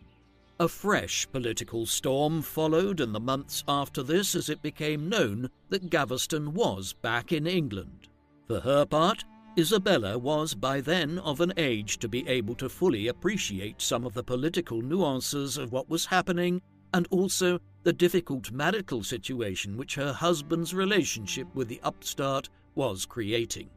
This included the uncomfortable scenario in which Edward, Isabella and Piers ended up heading north to oversee a military campaign against the Scots, who were making incursions into northern England under their new leader, Robert Bruce, the aspirant to the throne of Scotland. Edward's decision to give Gaveston command over much of the campaign that followed was sufficient cause for the nobles to yet again call for his exile in 1311. A final departure and return to England was the limit of their patience. When he reappeared in England in 1312, a cohort of nobles led by the Earls of Lancaster, Warwick and Pembroke orchestrated to have him detained and killed that summer. Isabella must have breathed a sigh of relief, but there would soon be a new royal favourite and new problems, while the tensions between Edward and his nobles would continue virtually unabated for the next 15 years. Eventually, as she grew older and learned to look after her own interests, Isabella would move from being a bystander in these political intrigues to a major player herself. Isabella's relief at the death of Gaveston in the summer of 1312 was added to by the birth of her and Edward's first child just a few months later. Edward of Windsor was born on the 13th of November 1312 at Windsor Castle and was named after both his father and grandfather. Young Edward, like his mother, would have to grow up prematurely in his early teenage years as political events conspired around him. All of that was to come, though. In the interim, Isabella and Edward II had 3 further children, while suffering at least one miscarriage. Another boy, John, was born in 1316, solidifying the line of succession with 2 male heirs. 2 daughters then followed, Eleanor of Woodstock in the summer of 1318 and Joan in the summer of 1321, often referred to as Joan of the Tower, as her mother gave birth to her in the Tower of London, the city's great medieval and early modern fortress.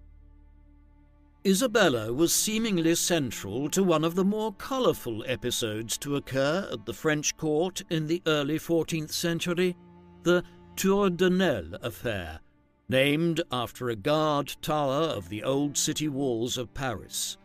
Each of her brothers had married into the nobility of Burgundy of eastern France, which, as we have seen, was a powerful rival to the French crown for dominance over large parts of the country, and would remain so for another century and a half.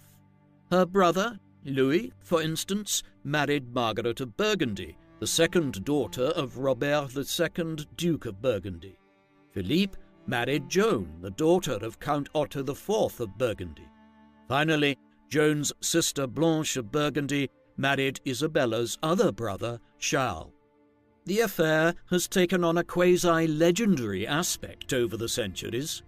Rumour at the time had it that, on a major state visit to France in the summer of 1313, shortly after the Gaveston affair had seemed to bring a period of temporary peace to England, Isabella had sewn some purses for each of her brothers and her sisters-in-law.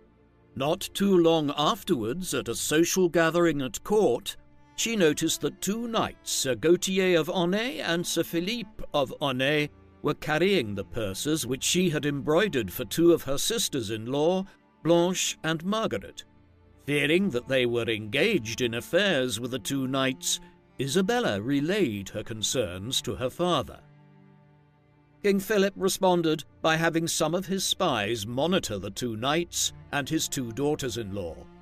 The results of the investigations led to the conclusion that Blanche and Margaret had been engaged in infidelities, meeting the 2 knights at the Tour de Nesle tower along the city walls.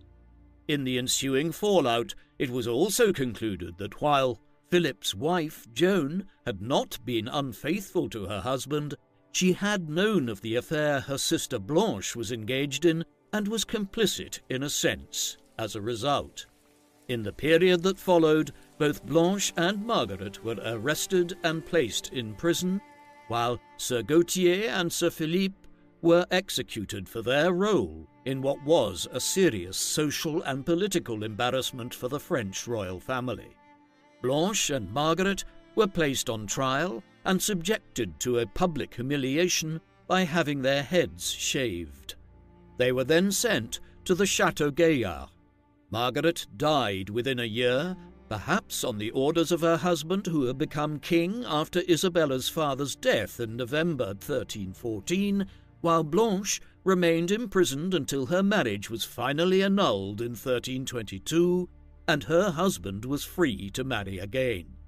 Joan was eventually forgiven by her husband for her alleged role in covering up her sister and sister-in-law's actions. Isabella came out of the entire affair looking poorly to the French populace, who eventually felt sympathy for Margaret and Blanche's plight. The royal visit to France in the summer of 1313 was important in other ways.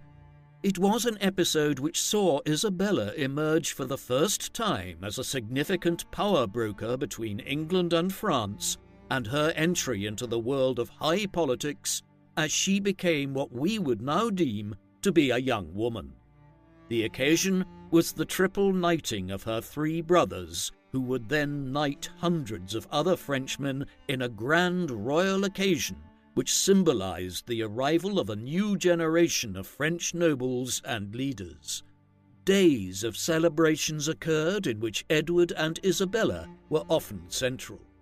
There was a formal event as well, in which many individuals, Isabella included, took the cross, the symbol of the Crusaders that had been worn since 1095 when the First Crusade began, though by 1313 the Crusader states in the Holy Land had all been conquered by the Islamic powers there. We get an insight into the foibles of royalty here, as one chronicler noted with some amusement that Edward and Isabella overslept for the ceremony of the taking of the cross.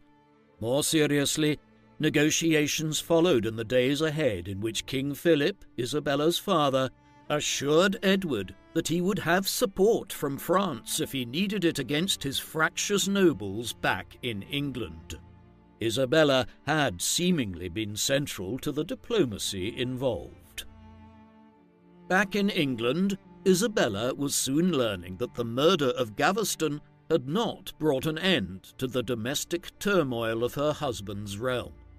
In the months prior to Gaveston's fall, the faction which was opposed to him had come to be controlled by Thomas, 2nd Earl of Lancaster, a first cousin of Edward's, whose grandfather was King Henry III, and whose father, Edmund Crouchback, had been King Edward I's brother. Thomas also traced his ancestry on his mother's side back to the royal families of France and Navarre. This made Lancaster the most powerful noble in England, and he had been instrumental in Gaveston's downfall. After the favourite was murdered, there followed an uneasy reconciliation between him and the king, one in which it was made clear that Edward was a monarch whose power had been seriously undermined. The years that followed were consequently characterised by continuing political turmoil, compounded when the Scots won a major victory over the English at the Battle of Bannockburn in June 1314, gaining the upper hand in the Scottish War of Independence in the process. As Edward lay on the precipice of losing Scotland, which his father had largely completed the conquest of 20 years earlier, his standing in the eyes of his nobles plummeted even further. The years that followed were marked by a growing drift towards outright conflict yet again between Edward and his nobles. The instability was compounded by a major famine between 1315 and 1317, aroused by bad weather and the mass outbreak of a bovine disease which eviscerated cattle stocks across England. The Crown did nothing to assuage public opinion during this time by continuing its lavish spending, Isabella included, who had developed a habit of wasting large amounts of money on overt pomp and ceremony. When she had visited France without her husband in 1314, for instance, the expedition required 27 ships and 13 barges to transport all of her belongings and servants across the Channel.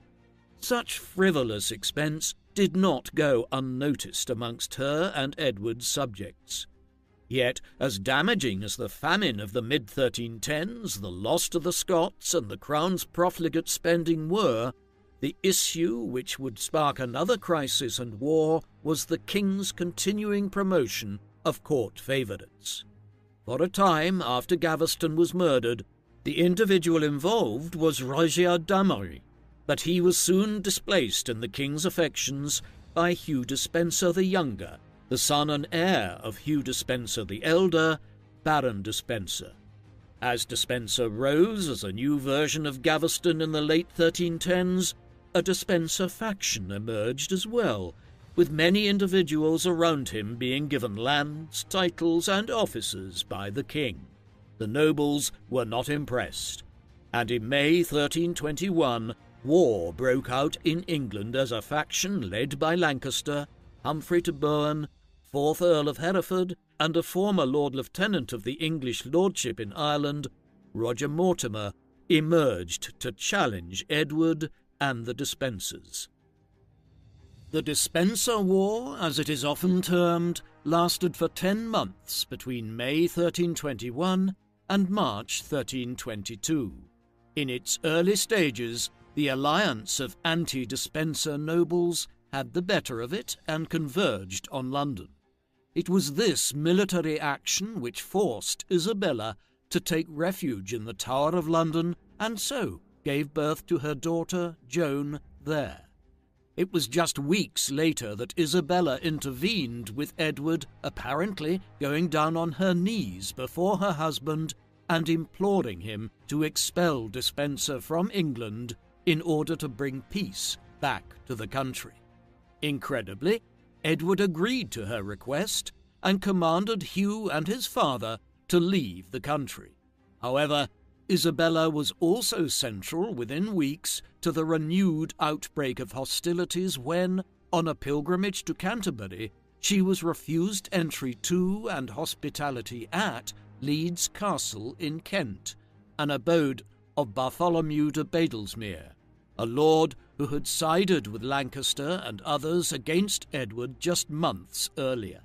The king took this rebuff of his wife as the excuse he needed to recommence the war, and within weeks the Despensers were back in England with fresh reinforcements. By the spring, it was all over, with Edward and the Despensers having won victory over Lancaster, Hereford, Mortimer, and their allies at the Battle of Borough Bridge on the 16th of March 1322. Whether Isabella was an oblivious pawn in Edward's machinations and he simply used the event at Leeds Castle as an excuse to resume hostilities, or whether her entire pilgrimage to Canterbury was a clever ploy which Isabella had been complicit in, remains a mystery to this day. Victory in the Despencer War saw Edward exact revenge for a decade of wrongs which he believed had been committed by his nobles. Hereford was killed in the fighting at Borough Bridge, seemingly dying in a particularly gruesome manner, his screams apparently dismaying his soldiers and contributing to the defeat.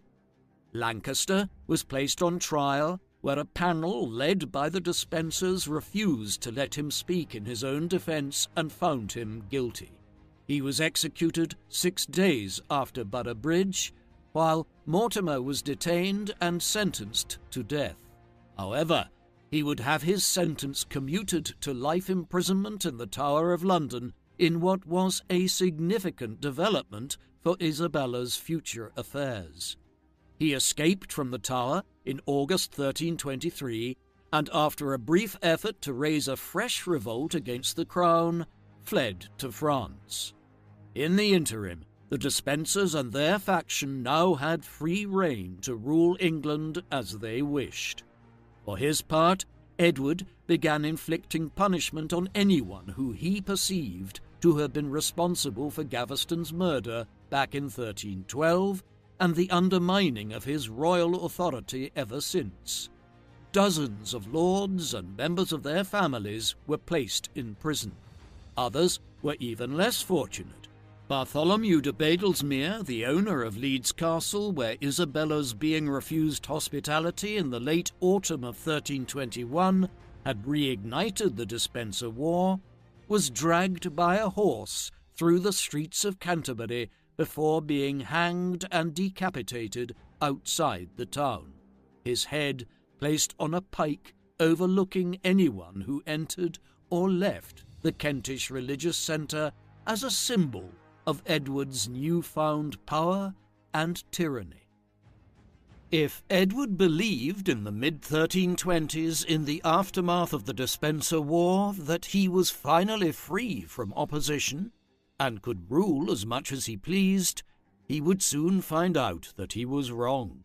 And with Lancaster, Hereford, and many of his other opponents dead, the opposition would now come from a different, unexpected source: his wife. There were multiple reasons for her growing alienation. In late 1322, she was placed in danger while in northern England when her husband failed to respond quickly enough to a Scottish incursion into the north of the country. More worryingly, in January 1322, Isabella's brother Charles had ascended to the throne of France as King Charles IV. Over the next year or so, relations between England and France deteriorated over a number of issues, of which Edward's position as Duke of Aquitaine in western France was central. As this occurred, the Despensers began targeting Isabella herself and her large number of French staff, many of whom had lived with her in England since her arrival in 1308. In all, 27 of her household staff were removed and arrested on the grounds of being French, as well as her chaplain and personal physician. The Queen was also stripped of most of her personal lands, and her household budget was drastically reduced. The final straw was when the Despensers removed her 3 younger children, John, Eleanor, and Joan, from her custody and entrusted their upbringing to Hugh Despenser's wife and sister. All of these attacks on her would combine to lead Isabella to begin plotting her own assault on the Despensers and her husband from the mid-1320s onwards. The opportunity she had been looking for came when she was sent as an envoy to France in March 1325. Isabella was dispatched across the Channel with a large retinue of staff who were loyal to Edward and the Despensers, her instructions being to negotiate peace terms in the war which had erupted between England and France, and then to return so that Edward could finally settle the war with the Scots without fear of French intervention. She was determined to act differently. Over a period of several months of negotiation in France, she moved the debate to concentrate on whether or not her husband, as Duke of Aquitaine, would come to France to pay homage to her brother, who, as King of France, was theoretically Edward's liege lord.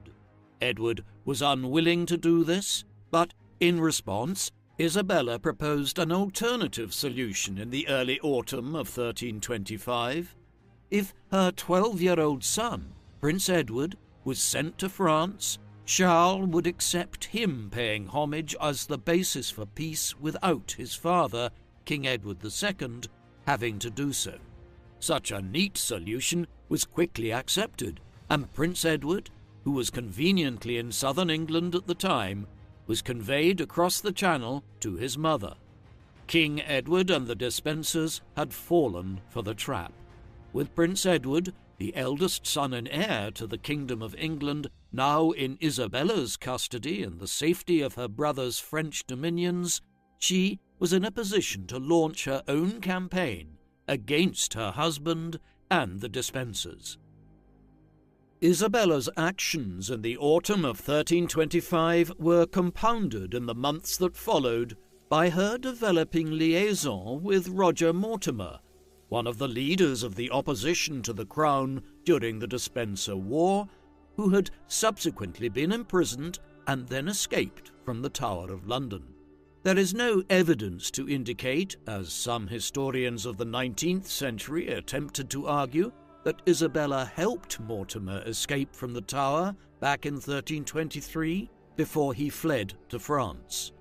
On the other hand, there is no doubt that in France, in late 1325, she began meeting with Mortimer, who had become the de facto head of an anti-crown and anti-Despenser party of English exiles in Paris. The relationship became sexual towards the end of 1325. Isabella must have been aware how risky all of her behaviour now was. After all, 2 of her sisters-in-law had been placed on trial and imprisoned over a decade earlier during the Tour de Nesle affair, owing to their infidelities. The affair she now began with Mortimer was to be one of the most colourful in the history of medieval Europe, one which burned brightly for half a decade and impacted hugely on England's politics, while also transgressing deeply held ideas of the time concerning matrimony and patriarchy. A more colourful description might suggest that they were somewhat like a medieval royal Bonnie and Clyde.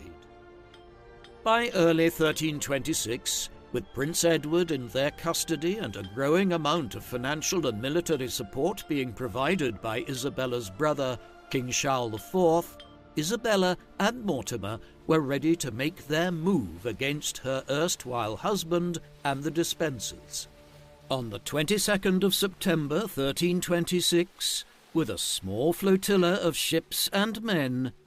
she set sail for England, ships mainly provided by Count Guillaume of Hainaut, whose daughter Philippa Isabella had promised her son Prince Edward would marry in return for his support.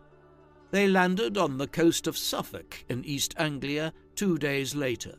In the days that followed, the unpopular and tyrannical regime of Edward and the Despensers collapsed, as leading nobles and lords abandoned the crown and sided with the small army of invaders from France led by Isabella and Mortimer.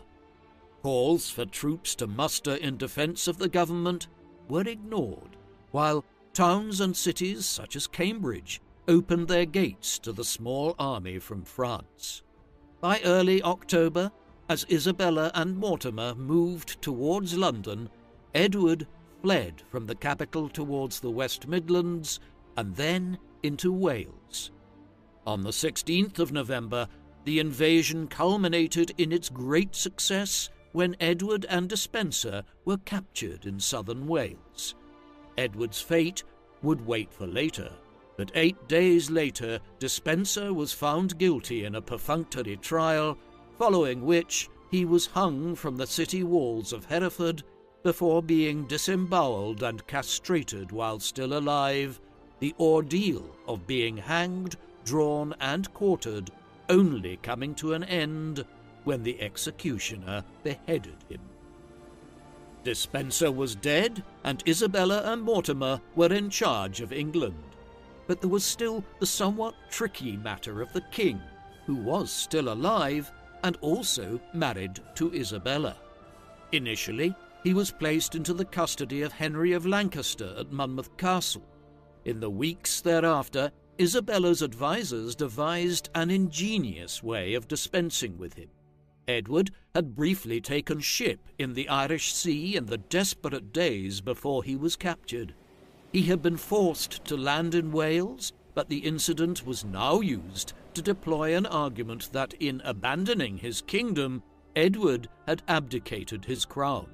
The logic followed that when he did so, Isabella and his eldest child, Prince Edward, succeeded him as King Edward III. Thus was the 14-year-old Edward installed as king in January 1327, though with Isabella and Mortimer now heading up a regency government on his behalf during his minority. They would be the real power behind the throne for years to come. The deposed king was moved to Berkeley Castle in the spring of 1327. He was, apparently, well treated there in his imprisonment for the next several months. That is, until the 21st of September, when he was almost certainly discreetly murdered on Mortimer and Isabella's orders. Isabella and Mortimer were received in England when they arrived from France in the autumn of 1326 as saviours from the quasi-tyranny of Edward II and the Despencer faction. However, many people soon realized that they had simply swapped one form of irresponsible kleptocracy and heavy-handed rule for another. In particular, the land grab which Isabella and Mortimer engaged in the course of 1327 and 1328 was incredible. Isabella had her dower lands, which had been stripped from her back in 1323, returned to her, but in addition, she seized huge estates which made her wealthier than any magnate had been in England for decades, with an annual rental from her lands across England and Wales that exceeded, by a considerable margin, those that Thomas of Lancaster, the greatest noble in the kingdom during much of Edward II's reign, had controlled. She also seized half a dozen prominent castles across England, notably Bristol Castle and Pontefract. She'd go on to drain the exchequer of any remaining funds, some admittedly to pay off her soldiers, but others to finance her own largesse in the years ahead. The behaviour was echoed by Mortimer, who quickly seized vast estates across southern Wales and the English West Midlands, proclaiming himself as the Earl of March in tandem to symbolise his preponderant position in the March or border region between England and Wales. All of this very quickly saw public sentiment towards Isabella and Mortimer shift. A regency council which included many of the leading nobles who had survived the purges of the Despencer period and the overthrow of Edward II had been established to govern the country until such time as Edward III was of an age to rule himself. It was revealed within months, however, that Isabella and Mortimer considered this to be merely a piece of window dressing to legitimize what was effectively rule by Isabella and her lover, who could not even marry each other after Edward II was killed, because Mortimer was still married to Joan de Joinville, with whom he had had a dozen children over the years. What created a scenario in which their regency became untenable were events in Scotland. In 1328, Isabella and Mortimer agreed to end the interminable war which had been underway between England and Scotland for decades by agreeing to recognise an independent Scotland with Robert Bruce as its king. To cement the alliance, Isabella offered for her youngest daughter, Joan of the Tower, to marry Bruce's son and heir, 4-year-old David, thus cementing a new rapprochement with the Scots. But while Isabella and Mortimer deemed this to be a good end to the conflict with the Scots, young King Edward III, who was now nearing his 16th birthday, considered it to be a humiliation and the abdication of much of his birthright. From this juncture, he was plotting to overthrow his mother and her lover and begin to rule in their place. The young king did not move immediately. His reticence was brought about by the failure of a rebellion in early 1329 by the 3rd Earl of Lancaster, a close cousin of the king's and the brother of the second Earl of Lancaster, who was executed at the end of the Despencer War back in 1322. Lancaster had allied with several prominent nobles to overthrow Mortimer and Isabella, yet had been outflanked by their armies when he moved on London. He surrendered and was neutralized as a threat. The entire episode served as a warning to Edward III, and his household was filled with staff loyal to his mother and Mortimer. What finally brought matters to a head was the execution, in March 1330, of the Earl of Kent, a younger son of King Edward I and Edward III's half-uncle.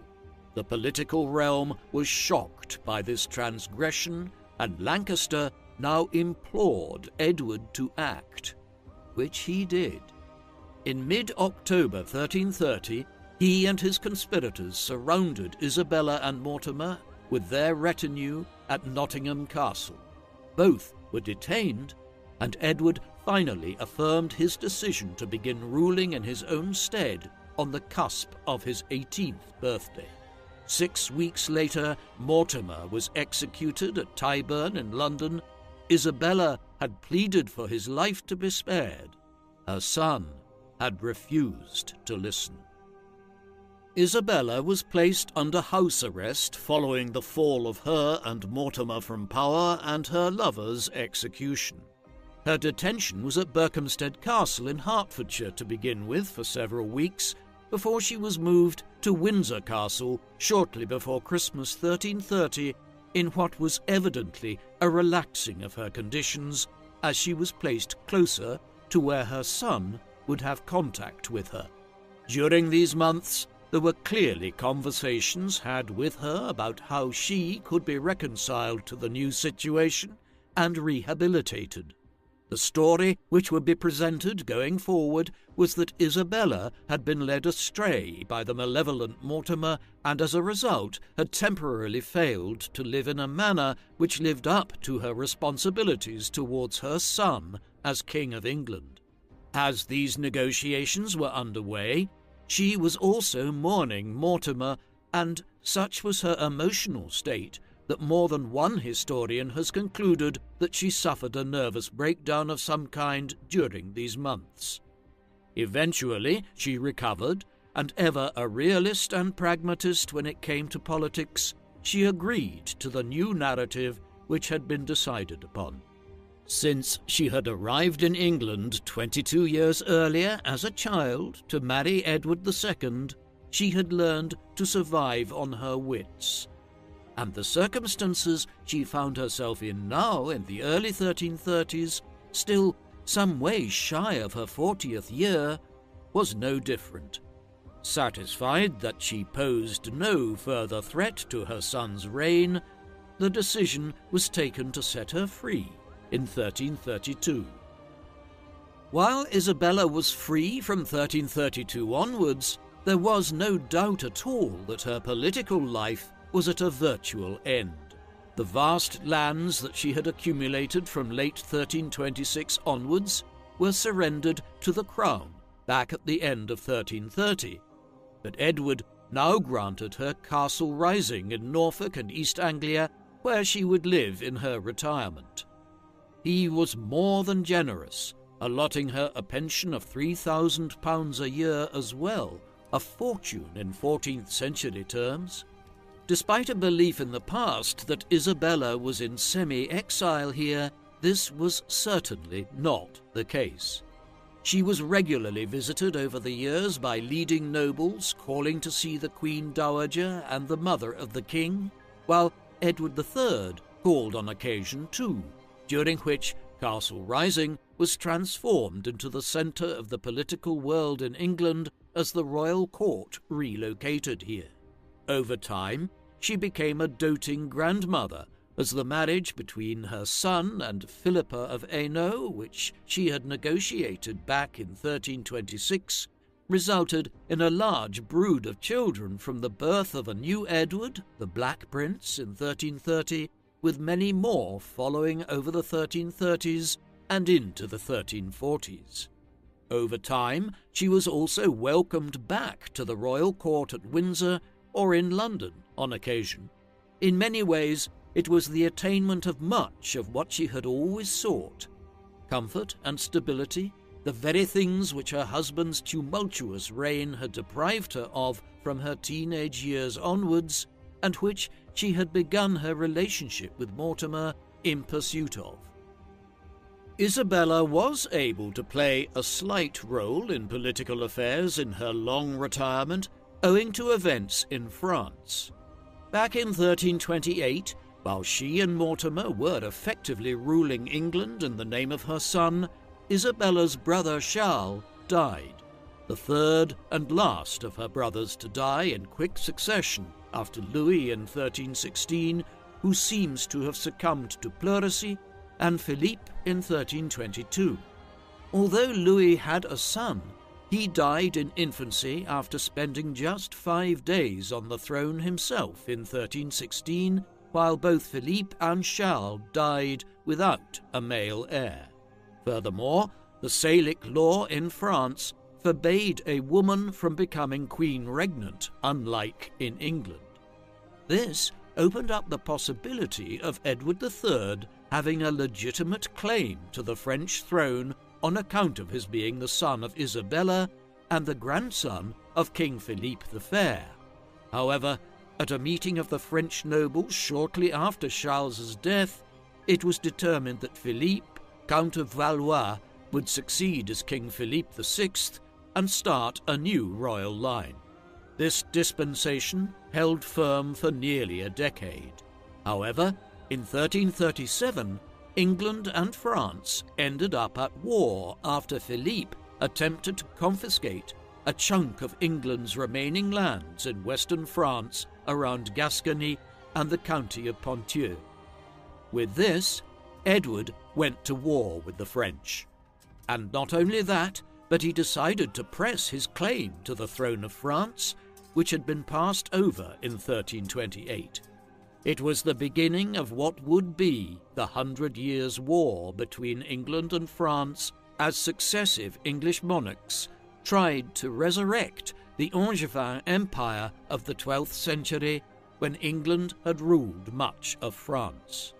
As the woman through whom Edward based his claim to the French throne, and as one of the only senior surviving members of the royal house of Capet,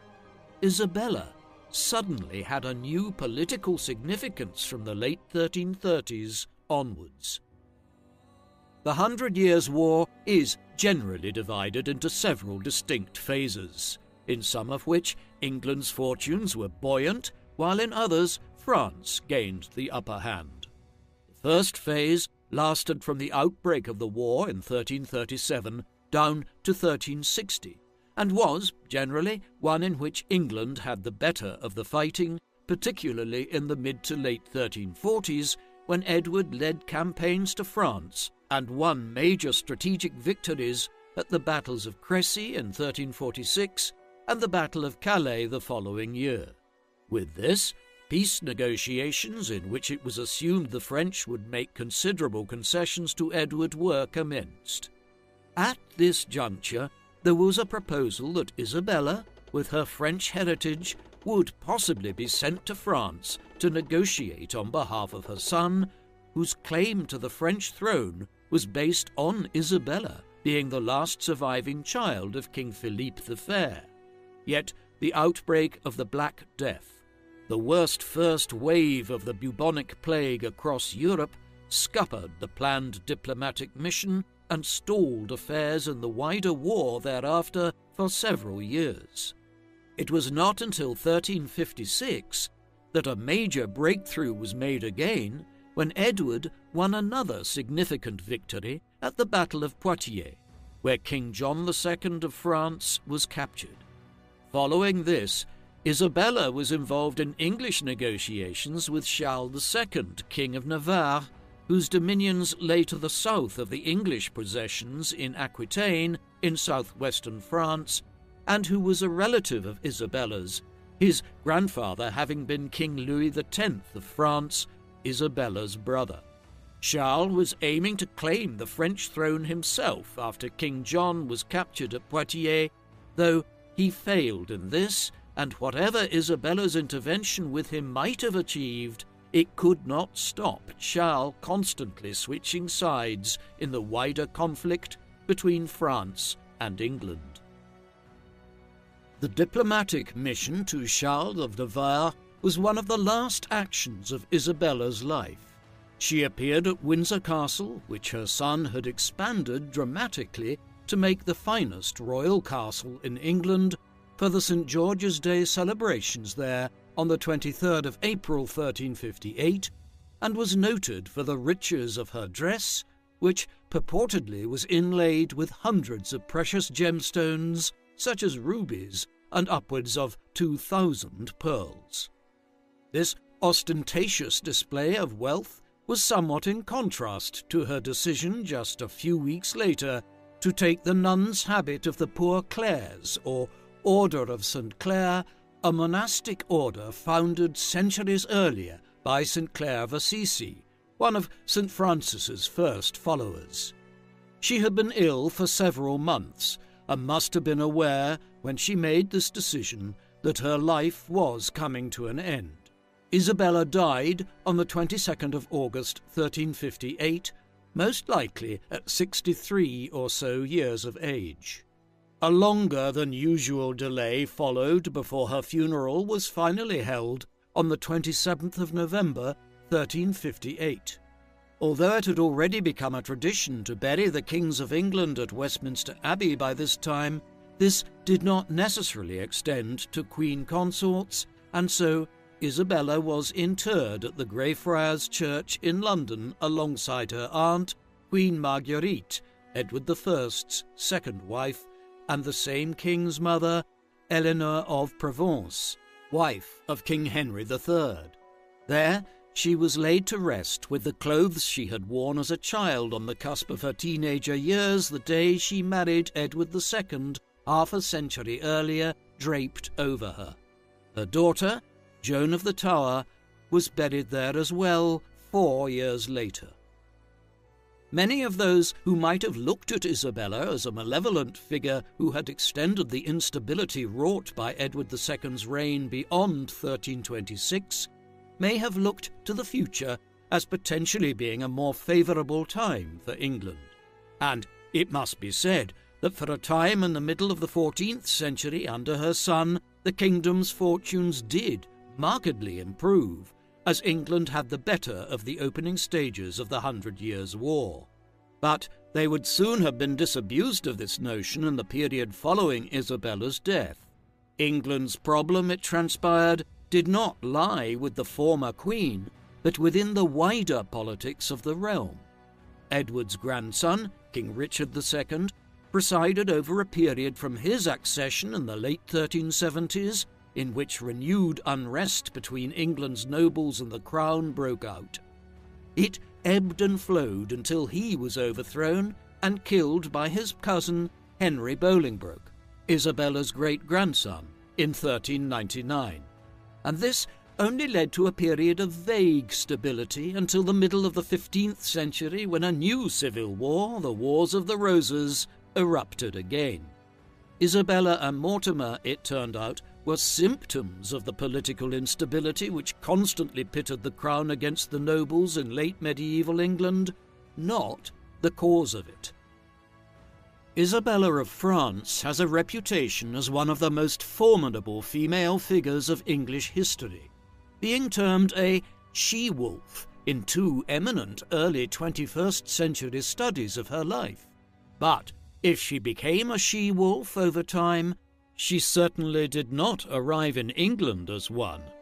Instead, she was a child being married off to an adult male in a foreign land for the sake of political expediency. Then, as she grew up, she learned that her husband was a ruler who was seemingly intent on choosing favourites at his court in ways which antagonized the majority of the political community. There was constant instability around her and war with foreign enemies. In this environment, she had to adapt, and became ruthless herself in trying to promote her own interests in a situation where she knew her husband would not. It was this situation which led to her eventually beginning her relationship with Mortimer and overthrowing her own husband. She was badly regarded for centuries as a result, a development which simply points towards a latent misogyny in assessing the actions of a woman who was deemed to have broken the natural laws of matrimony. Many historians in the 19th and early 20th centuries suggested that she destabilized England as a result. But in reality, the conflicts of the 1320s were merely few amongst many which characterized the English crown's relationship with the wider political community between the 12th and 17th centuries. Ultimately, if Isabella was ruthless, it was in response to finding herself in this politically volatile environment at such a young and vulnerable age. What do you think of Isabella of France? Was she a malevolent schemer who destabilized England, or was she simply a woman who, having been cast into the maelstrom of English politics as a child, learned to survive as best she could? Please, let us know in the comment section. And in the meantime, thank you very much for watching.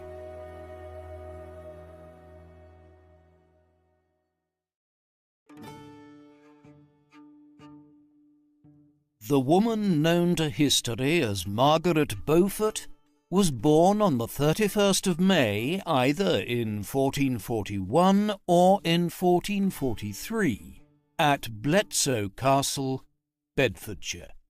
Her father was John Beaufort, Duke of Somerset, who was the grandson of John of Gaunt, the fourth son of Edward III, a genealogical connection that Margaret was to exploit in order to legitimize her son Henry's claim to the throne during the Wars of the Roses. Margaret's mother was Margaret Beauchamp, the daughter of Sir John Beauchamp of Bletsoe, and the heiress to her family's fortune after her only brother, John Beauchamp, died childless and unmarried in 1421, making her an attractive and wealthy match for her first husband, Oliver St. John, whose death in 1438 made her available for John Beaufort to marry. Margaret's pursuit of royal power was somewhat hindered by a series of scandals that had enveloped her family generations earlier. The first of these concerned her own father, who, after being imprisoned by the French following his capture at the Battle of Beaujeu in 1421 in Henry V's wars against the French king, paid a staggering £24,000 ransom, equivalent to £15 million today, to secure his release over 17 years later in 1438. However, although he was impoverished by the extortionate price he had to pay for his release, he did benefit financially when he married Margaret from the vast estates that she held around Bedfordshire, Wiltshire, and Dorset. Although Margaret was the sole product of her mother's marriage to John Beaufort, Margaret Beauchamp was much more fruitful in her previous marriage, and so her daughter had many half-sisters and half-brothers, namely John, Oliver, Edith, Mary, Margaret, and Elizabeth St. John, a side of the family that Margaret Beaufort remained close with throughout her life. After marrying his wife Margaret in 1442, John Beaufort returned to the battlefield as a commander of an English regiment that was to fight against King Charles VII of France after his invasion of Gascony in 1443, presenting him with a perfect opportunity to reignite his military career. After being anointed Captain General of Aquitaine and Normandy and bestowed with the title of Duke of Somerset by an Act of Parliament, John Beaufort set out to prove himself to his contemporaries but his campaign to France went disastrously wrong, and he was exposed as a poor and cowardly leader, who, although able to take some minor French towns, never had the courage to directly engage the French army, being further lambasted for allowing his men to pillage and plunder at will,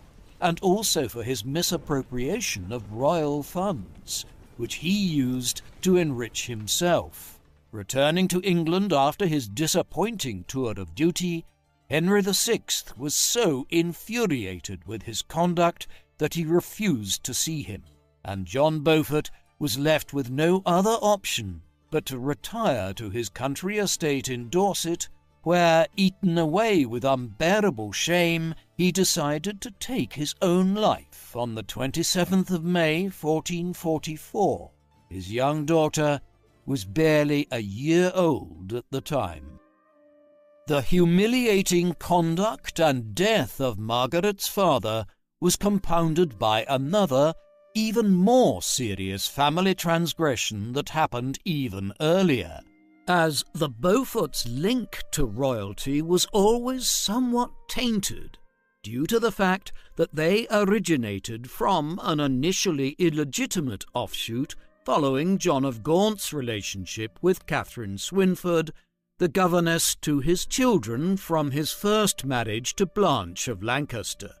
Following the death of John's wife Constance in 1394, the woman he had been unfaithful to, his relationship to Catherine was legitimized after they married in January 1396, which meant that all his future offspring would be officially recognized as having royal blood. Yet, despite this, the fact that some of their children had been born out of wedlock meant that the scandal surrounding John of Gaunt lived on throughout the years, persisting all the way up to his great-great-grandson, King Henry VII, where it was used as a tool to invalidate his reign.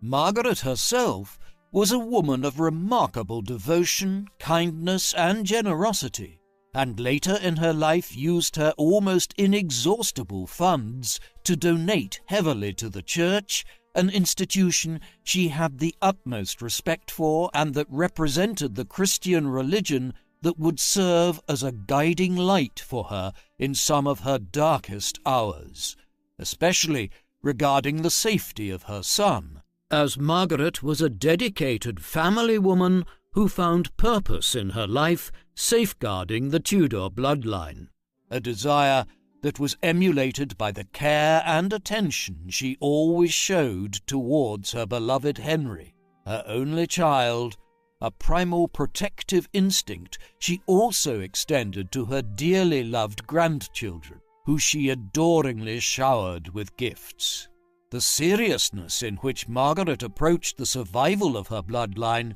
could often spill over into her mischievous sense of humour, where all niceties would be set aside for those who had dared challenge her family, such as the rather overweight Duchess of Burgundy and her equally rotund entourage, who had supported a pretender to the throne and were, to Margaret, in a letter to the Queen's Chamberlain in April 1496, great ladies all, and according to their great estates, they have great personages. Yet Margaret, although strong-willed in everything she set her heart on, was never needlessly cruel to her enemies, something that Henry took great pains to implement in his own reign. In addition, Margaret, who was renowned for her love of cards and was even known to place bets on chess, equally relished playing the game of real estate,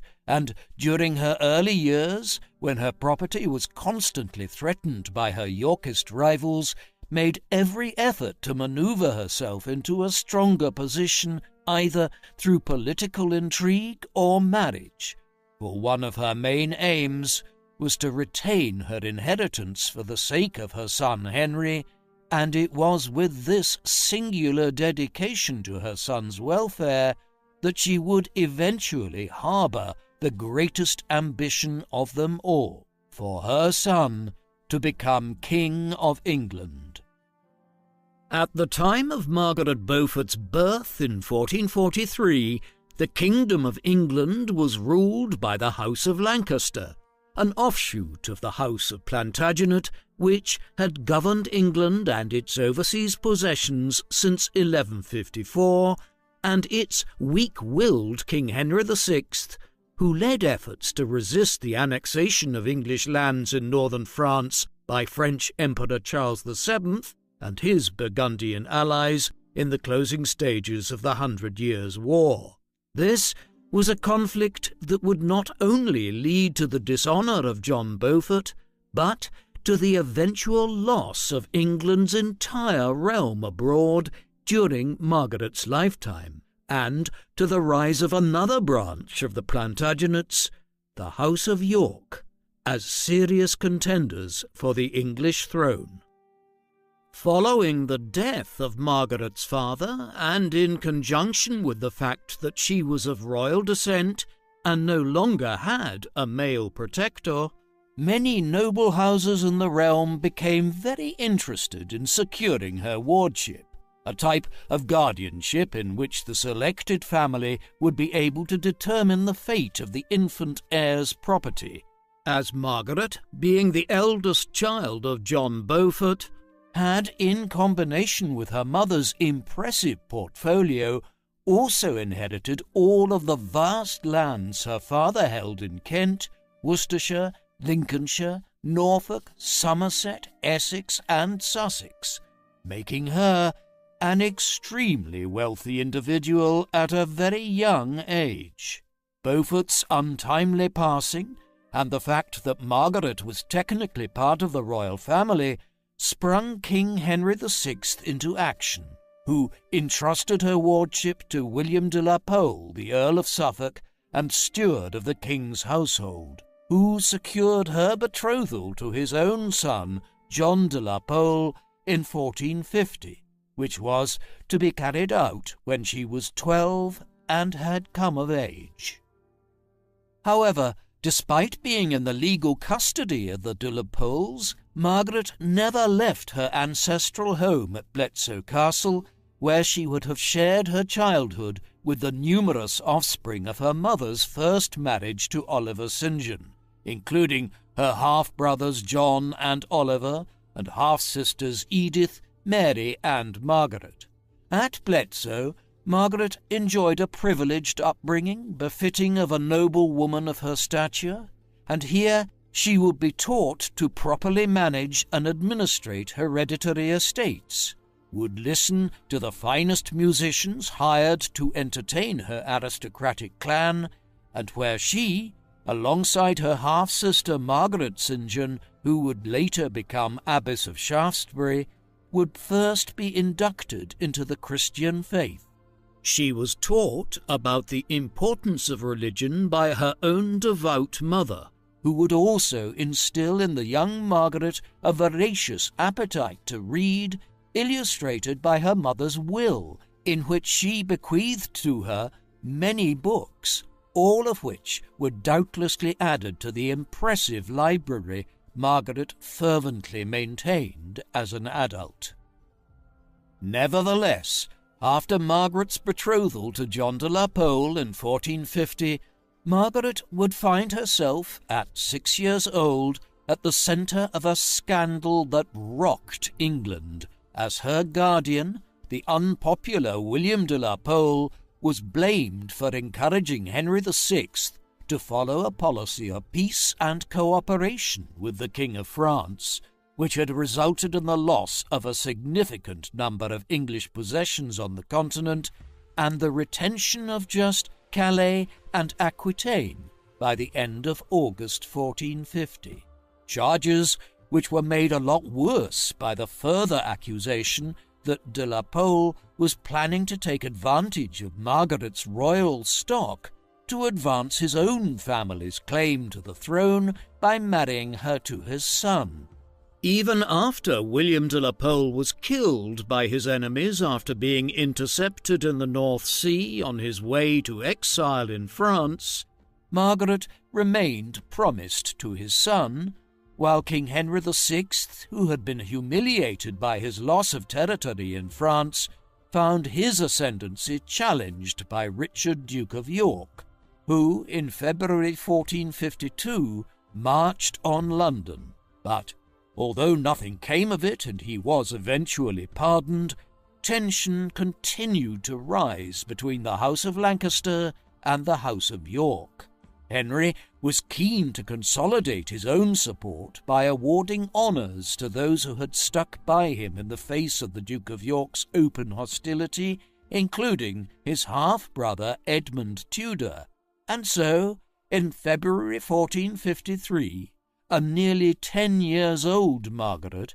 was summoned to Henry's court in London, where her marriage contract with John de la Pole was nullified, and where she was re-promised instead to Edmund Tudor, who alongside his brother Jasper Tudor became her new wards on the 24th of March, a personal triumph for the brothers who were made rich beyond their wildest dreams, for they would now share Margaret's enormous inheritance between them.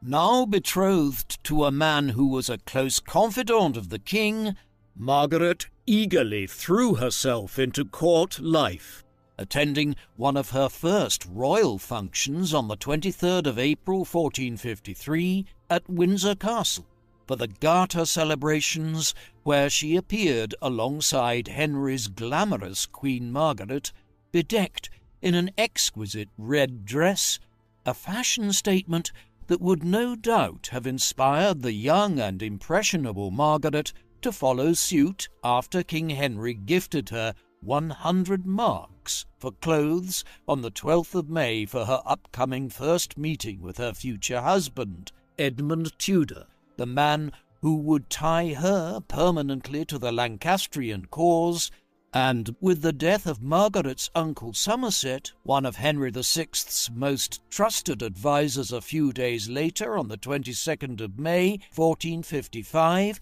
at the Battle of St. Albans, following the Duke of York's resumption of hostilities, marking the start of the Wars of the Roses, he was to remain her only male protector. Just 12 days after St. Albans, on the 31st of March 1455, Margaret married Edmund Tudor, who was 10 years her senior, in the process elevating herself significantly up the Lancastrian ladder and taking the title Countess of Richmond, which she retained for the rest of her life. She settled with her new husband at Llanfay in Pembrokeshire, Wales, where Edmund was tasked with maintaining law and order and curbing the authority of the rebellious Welsh magnate and Yorkish supporter Griffith ap Nicholas, who at the time had control of the most important administrative centre in the region,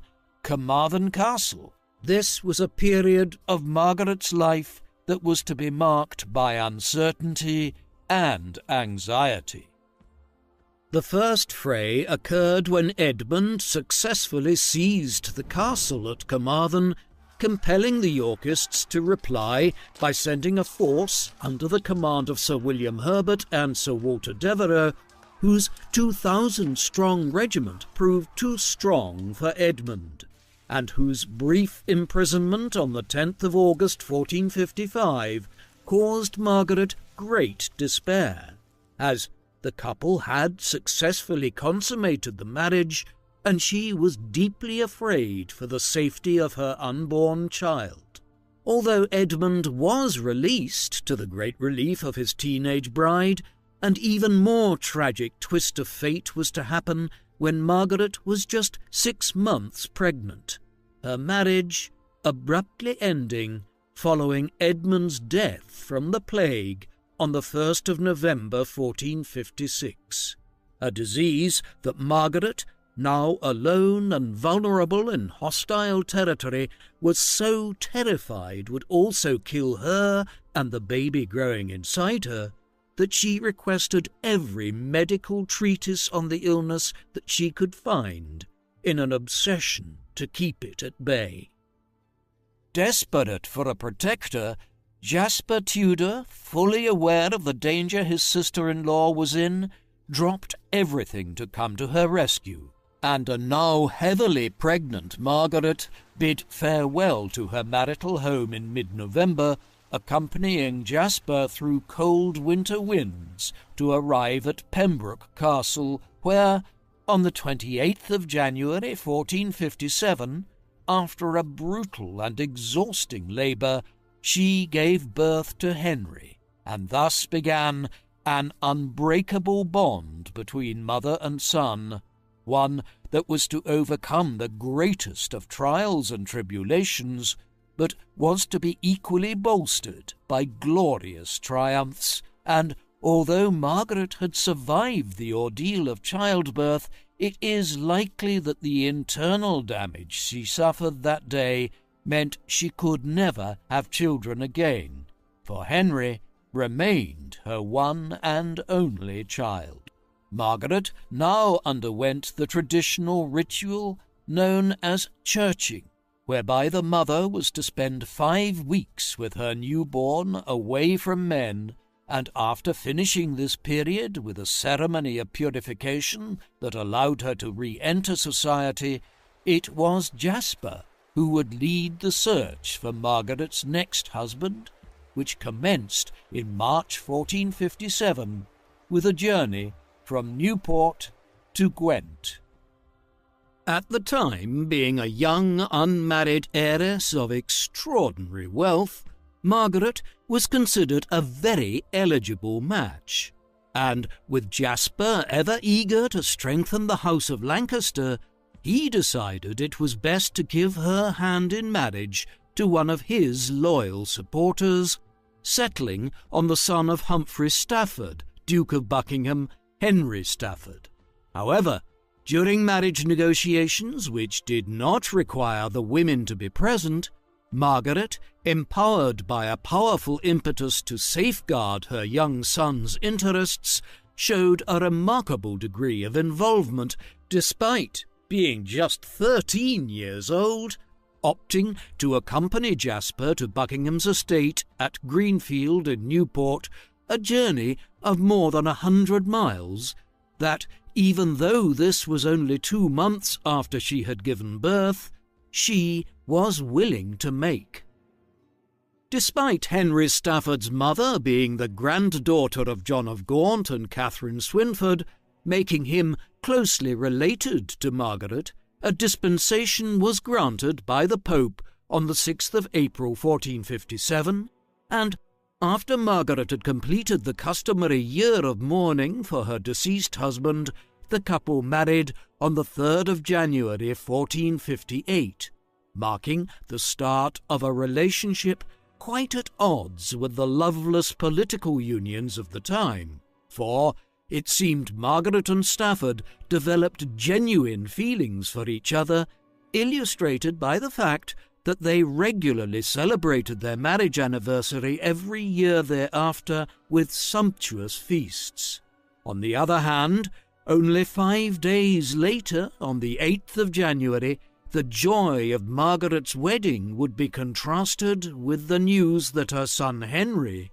was to become the joint ward of Jasper Tudor and the King's treasurer, the Earl of Shrewsbury, although Henry would stay the majority of the time with Jasper at his castle at Pembroke, where the young prince could be assured of his safety, and where Jasper filled the void left by the death of the youth's father, developing his own unbreakable bond with his nephew, who he treated like his own son.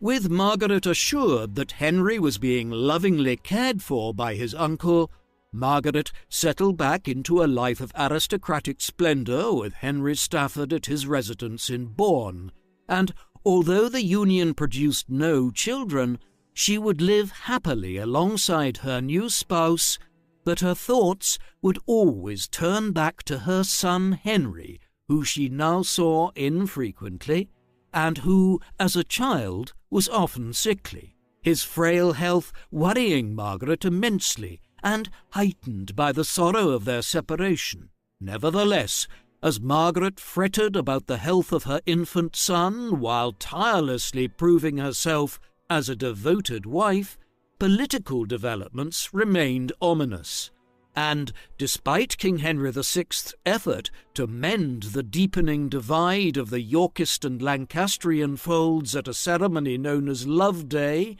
on the 24th of March 1457, in which the Duke of York symbolically followed in the steps of Henry and his Queen for the realm to see, tensions continued to rise, culminating in a major Lancastrian defeat at the Battle of Northampton on the 10th of July 1460, resulting in the capture of King Henry VI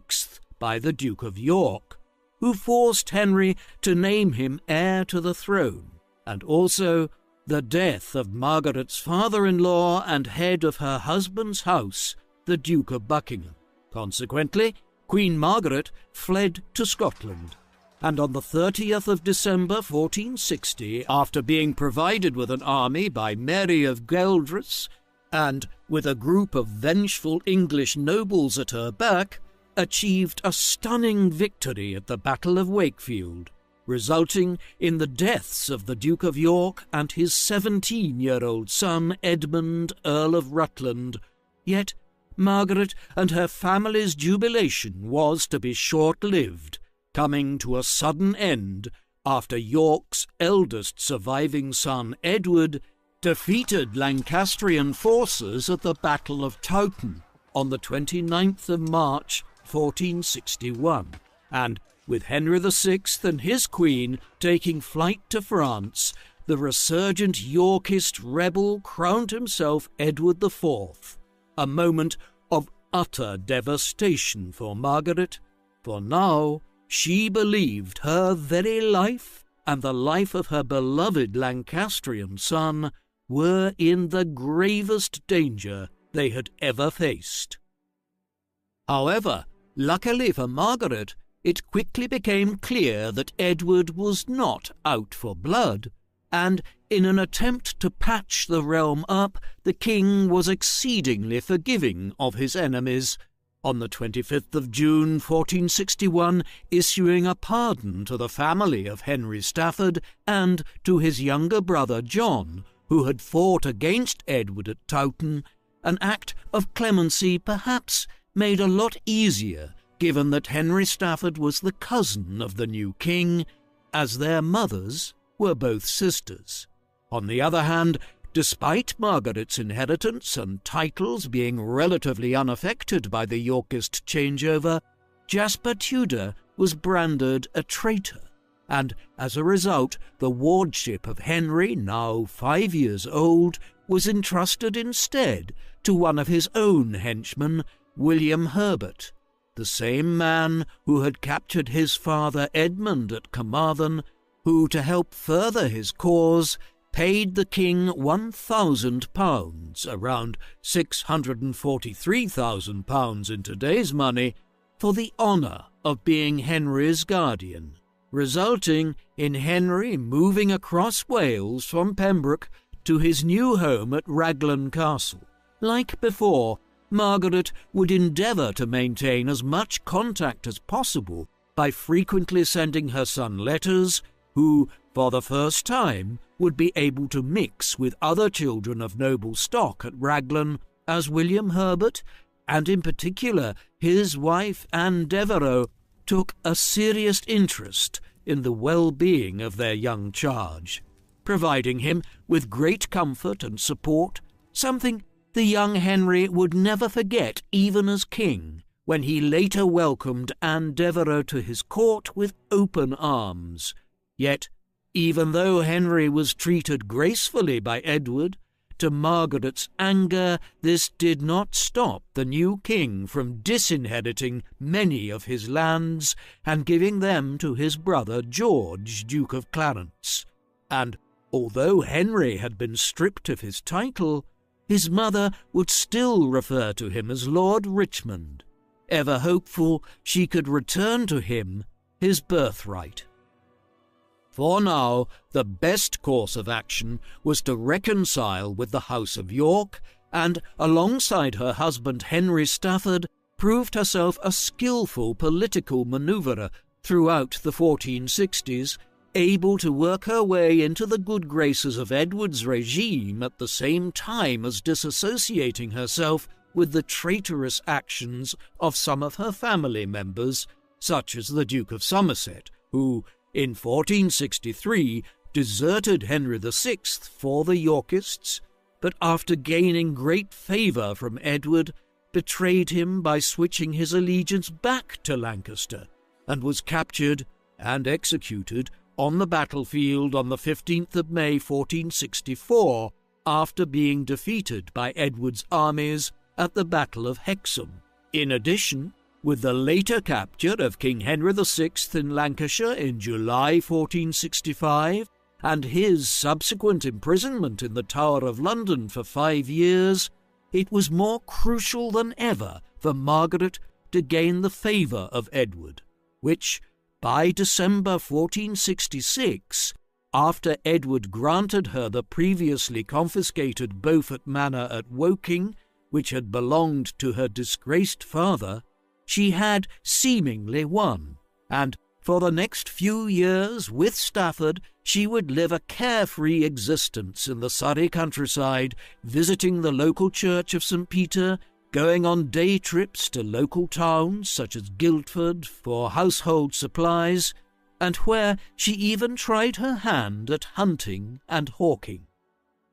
Despite her idyllic living situation and her increasing closeness with Stafford's family, whose mother and brother John became close companions, as well as her many trips to another of her childhood homes, Maxey Castle, to see her own mother Margaret Beauchamp, such as at Christmas 1466, when, alongside her half-sister Elizabeth St. John, she spent 6 weeks there, Margaret was always concerned about Henry, and in September 1467 she would make the journey to Raglan Castle to visit him for a week, perhaps for the first time in many years, for it was the first recorded visit in Stafford's accounts, and it was likely that the trip was far too short for Margaret and tinged with jealousy for William Herbert and his wife, a couple who Margaret had no strong affinity for,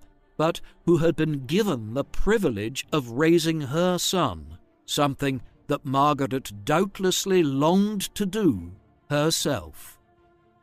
Nevertheless, to realize her dream of getting her son back, Margaret would again have to play politics, and in December 1468 she made enormous preparations to receive the king himself, buying for herself a luxurious red dress for the occasion, and sparing no expense as she splashed out on an enormous 5-course meal, complete with an assortment of the finest seafood, an exuberant purple hunting tent, and the most talented musicians in the land, in a visit aimed at determining her loyalty to the Yorkist regime, as a rift between Edward and one of his most important allies, the Earl of Warwick, was steadily growing, with many appalled at Edward's choice of Queen, Elizabeth Woodville, a woman of low noble stock,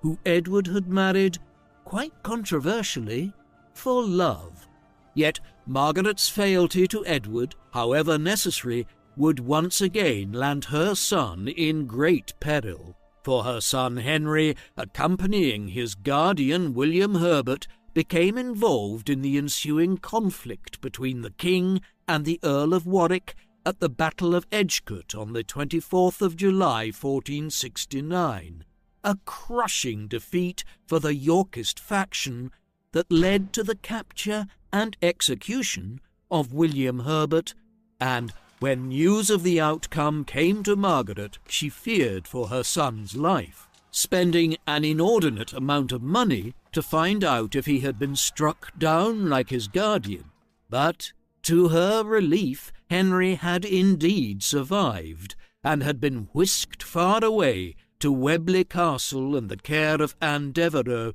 and with Henry VI seemingly in the ascendancy, and William Herbert deceased, Margaret pounced on the opportunity to reclaim custody of her son and his birthright in a visit to London on the 24th of August, but to no avail.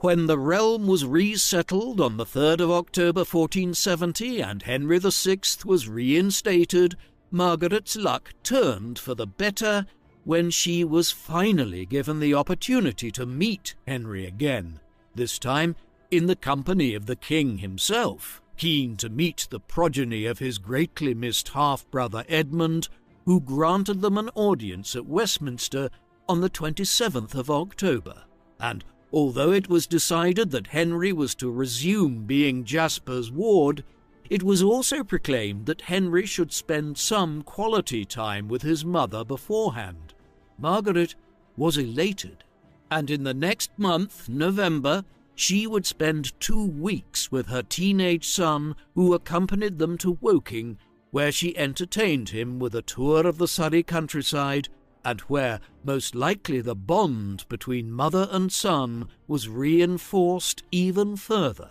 But before long, Margaret would be heartbroken again as Henry left her company to join Jasper on the 11th of November, a grief that would be intensified, for unbeknownst to both, the next time they would meet would be 15 years later, as Edward IV bounced violently back onto the scene.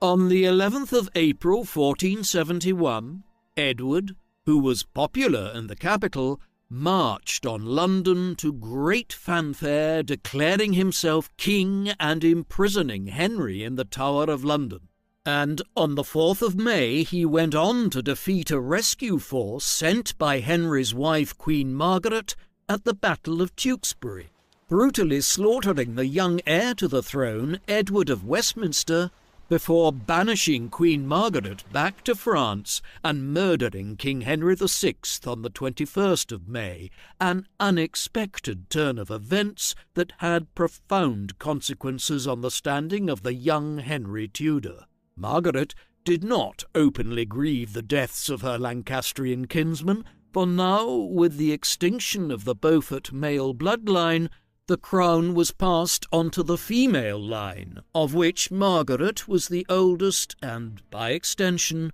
her son Henry. At her urging, Henry and Jasper fled the country in October, and after entering the North Sea, strong winds diverted their path to Brittany, where they were received graciously by Duke Francis II as noble captives. But Margaret's misfortunes were not at an end, as on the 2nd of October 1471, her husband Henry Stafford, who had been injured fighting for Edward's cause at the Battle of Barnet, succumbed to his injuries, and in a testament to the love and respect he had for his wife's abilities, he named her the principal executor of his will, and most of his earthly possessions he bequeathed to my beloved wife Margaret, Countess of Richmond.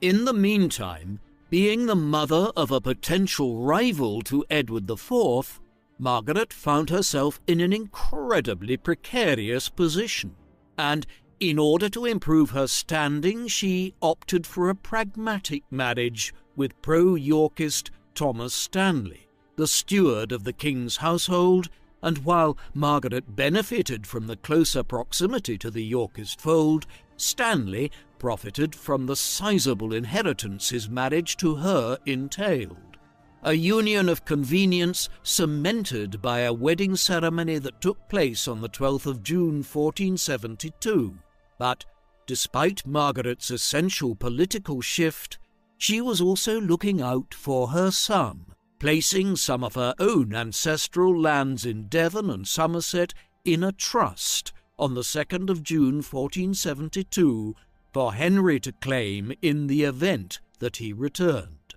Margaret, however, was not content with living life on the sidelines, and with her powerful new husband, an influential landowner with possessions in Cheshire, Lancashire and northern Wales, where he exercised considerable local heft, began making her mark on high society and allaying Edward's suspicions about her, accompanying Stanley to his manors in Latham and Knowsley, settling land disputes in Liverpool in 1473 and 1474, where, in one particular case, she acted as one of the main judges, all the while becoming an influential presence at the royal court, where, in 1476, she accompanied the Queen and her daughters for the reburial ceremony at Fotheringhay of Richard, Duke of York.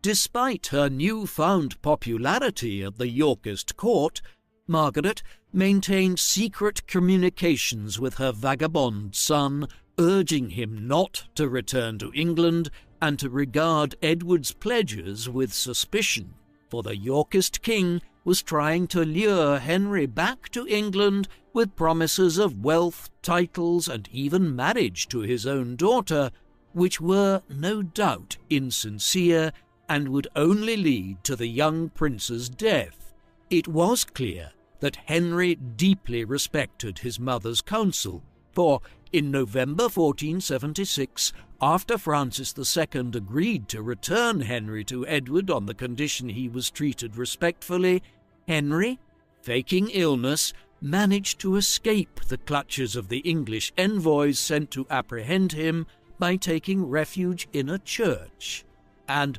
after Henry's pursuers were driven off by townsfolk offended that they would breach the sanctuary of God, Francis was then persuaded to rescind his offer. Yet, despite her son's close call, Margaret continued to bend the knee to Edward, and by 1480, after being entrusted with carrying Edward's youngest daughter Bridget to the font where she was to be christened, it was clear that Margaret had improved her position considerably, and as she rose through the Yorkist ranks, she started to entertain the possibility that she could negotiate Henry's safe return.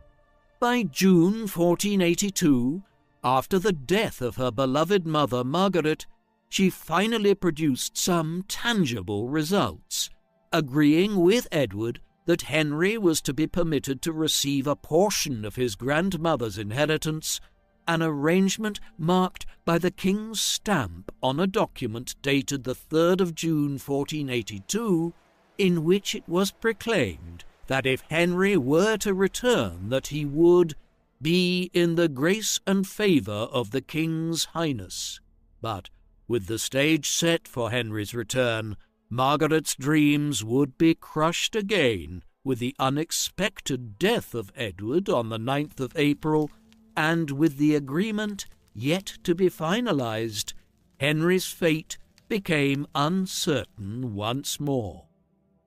The English crown was now usurped by Edward's brother Richard, Duke of Gloucester, who, like many, had always despised the lowly origins of Edward's queen, Elizabeth Woodville, who now fought to prevent Richard from involving himself in the affairs of government and to make sure that the kingship smoothly transitioned to her son, Edward V. Yet her plans soon disintegrated after Richard, in combination with the Duke of Buckingham, the grandson of Margaret's ex-father-in-law, who had his own gripe with Elizabeth, since he had been forced against his will to marry her low-born sister, intercepted the 12-year-old Edward V at Northampton, and, While the Queen and the rest of her children took refuge at Westminster Abbey, Edward and his younger brother Richard, Duke of York, were instead sent to the Tower of London, where their claim was deemed illegitimate by Richard, who crowned himself king on the 6th of July, 1482. With Margaret's husband briefly arrested, and Richard illustrating he would stop at nothing to eliminate all those who opposed him after the brutal beheading of Lord Hastings, one of Edward IV's most trusted counsellors, Thomas Stanley was left with no choice but to indicate his support for Richard, and although Margaret attended the coronation banquet, deep down she resented her new king for ruining the arrangement that would finally have seen Henry returned to her. Always thinking of what was best for her son, Margaret may have been involved in a failed plot to rescue the incarcerated princes from the Tower of London, as it is likely she thought that Henry would be more favourably received if Edward V, a young princeling of 12 years old, was on the throne. However, this was not to be, as although no one knows for certain, the most widely accepted version of events is that Richard, realizing that the security of his position would always be threatened by the princes, ordered them to be murdered. But whatever their fate, they were never seen again.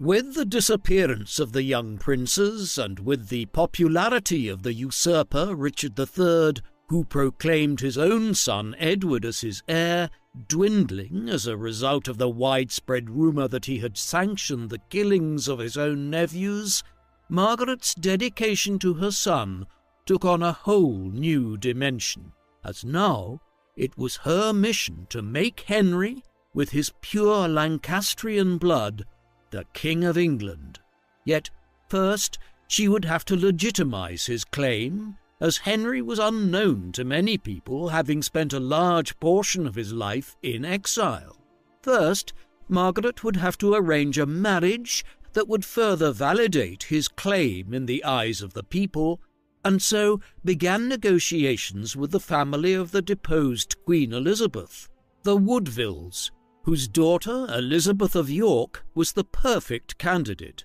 For since the deaths of her brothers in captivity, many in the realm believed her to be the rightful heir to the throne. With the Woodvilles being heavily guarded at Westminster Abbey by Richard's men, Margaret employed the help of her trusted Welsh physician, Dr. Lewis of Caerleon, who, entrusted with the marriage proposal, was able to pass through to Queen Elizabeth on the pretext that he was seeing a patient, and, without arousing the suspicion of the men outside, he was able to deliver Margaret's message, which Elizabeth, stricken with grief for the disappearance of her two sons, and offered a chance to exact revenge on their murderer, firmly agreed to.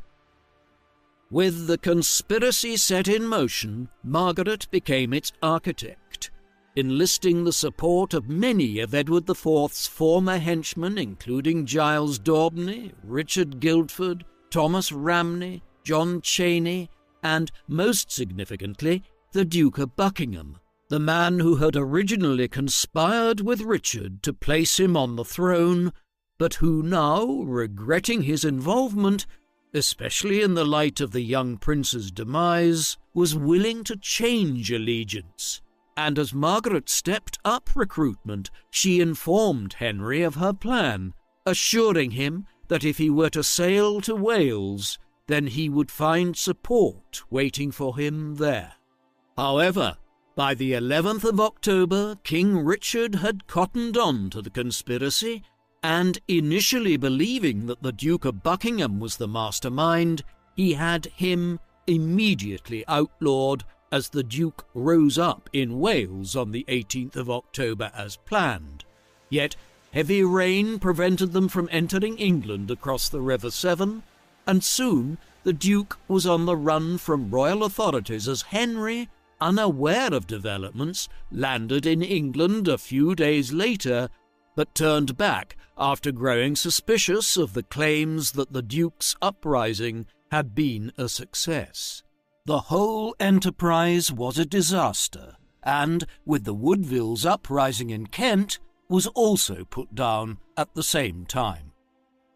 Following the capture and decapitation of the Duke of Buckingham at Salisbury Market-place on the 2nd of November, Richard became aware of Margaret's involvement in the plot, and suddenly she was at his mercy, and her life was only spared because the king, aware that he was deeply unpopular, realized he needed the support of her husband Stanley as a counterbalance to ensure his own political survival. But despite Margaret's miraculous escape, Richard was able to dish out reprisals for her treachery in other ways, and in a devastating blow to her prestige, declared that all of her lands, which she had sought to protect and maintain throughout her life, were to be transferred to her husband Stanley, and that for the foreseeable future she was to remain under house arrest, with her husband as her jailer. But even though Margaret was locked up, she was still able to smuggle messages, probably with the knowledge of Stanley, out to Henry, who, during her incarceration, was busy drumming up support for a second invasion at the same time as avoiding Richard's efforts to apprehend him. As, with Duke Francis's health failing him, his treasurer, Pierre Landois, proved more susceptible to Richard's bribes, compelling Henry and his uncle Jasper Tudor to flee Brittany and to disguise himself as a commoner in order to seek asylum with the King of France, Charles VIII, at the time a 13-year-old boy, whose sister and Queen Regent, Anne de Beaujeu, luckily accepted him. Richard III was not so fortunate, as his own son Edward had suddenly died on the 9th of April 1484, and with his queen Anne unable to bear more children, rumours began to emerge that, to the alarm of Margaret, Richard was planning to marry Henry's betrothed, Elizabeth of York, whose beauty had started to become noted by the courtiers and nobles of the realm, adding a real sense of urgency as Henry organised his second attack. As Richard prepared his army and set up his headquarters in Nottingham for the coming invasion, he also took care to mount a scathing propaganda campaign against Henry, and it was here that Margaret's checkered family history came back to haunt her, as, in a bid to delegitimize his rival Richard, he made sure to point out that her great-grandfather, John of Gaunt, had committed double adultery, and that as a result, Henry's claim to the throne, predicated on an untainted connection to the royal bloodline, was invalid. With Margaret communicating with her son every step of the way, Henry, with a 3,000-strong force at his back, which he was hoping would increase once he was in Britain, set off from Harfleur on the 1st of August 1485, and on the 7th of August he disembarked at Milford Haven in Pembrokeshire on the Welsh coast, marching through Wales unopposed before setting up camp at Merivale Abbey, where, in the evening of the 21st of August, Henry was joined by his loyal followers, including John Wells, Margaret's half-brother. The next day, on the 22nd of August, both armies met at Market Bosworth, but with Richard, the more experienced battle commander and possessing 3 times as many men, Margaret would doubtlessly have been worried about the outcome of the battle, for, in contrast, Henry had no battlefield experience, but as battle commenced, it was Margaret's own husband Stanley who betrayed Richard and turned the tide in Henry's favour, and Richard was struck down as his horse slipped at the edge of a bog. To great fanfare, Henry entered Leicester, and to shouts of "God save King Henry," passed the first decree of his reign, informing the public that Richard was dead and that the men who fought the battle could all return back home, while Margaret penned the auspicious news in her Book of Hours, simply writing, "This day King Henry VII won the field, where was slain King Richard III." Following Henry's triumph at the Battle of Bosworth, it is reported that upon hearing the news of her son's victory, that Margaret started sobbing uncontrollably in the belief that such a great success was bound to be followed up with a disaster. But luckily, her fears were mistaken, for instead the coronation ceremony of King Henry VII went ahead without issue on the 30th of October 1485, and it would be his faithful uncle Jasper who was bestowed the ultimate honour of carrying St. Edward's crown up the aisle of Westminster Abbey. It was the culmination of Henry's first few weeks of office, a period of time he chose not to spend in London, but instead in a clear sign of his affection with his mother at their ancestral home in Woking,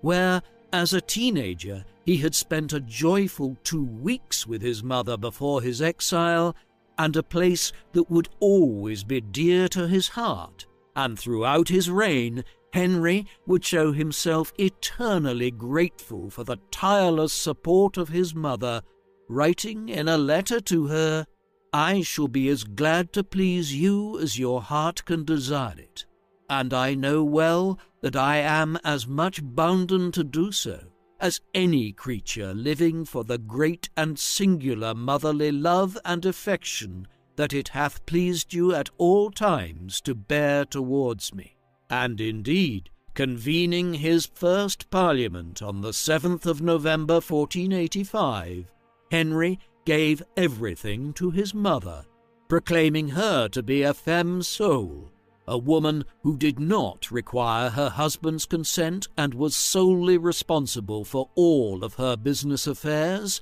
at a stroke making Margaret one of the most powerful women in England. And as an illustration of the implicit trust he had for his mother, Margaret was lavished with further honours and responsibilities, including the wardship of the young Duke of Buckingham on the 3rd of August 1486, whose father had sadly perished in Margaret's first unsuccessful attempt to bring down Richard III. Margaret was further honoured by her son in 1477, when she was allocated all of the estates formerly belonging to Henry Holland, Duke of Exeter, including Cold Harbour Mansion on the Thames, which she made her principal residence alongside more estates in Lincolnshire, Cambridgeshire and Kendal. And at Christmas 1477, she was given robes and a circlet matching those of a queen, and as the leading female figure of the reign, whose power was greater than even that of her daughter-in-law Elizabeth of York, she also assumed the title of My Lady the King's Mother. Margaret relished her new standing, using her income to become a great patron of the arts. Her first major achievement in this area occurring in 1489, when she commissioned a translation of the French romance Blanchardin and Égalatin, with the help of writer, diplomat, printer and translator William Caxton.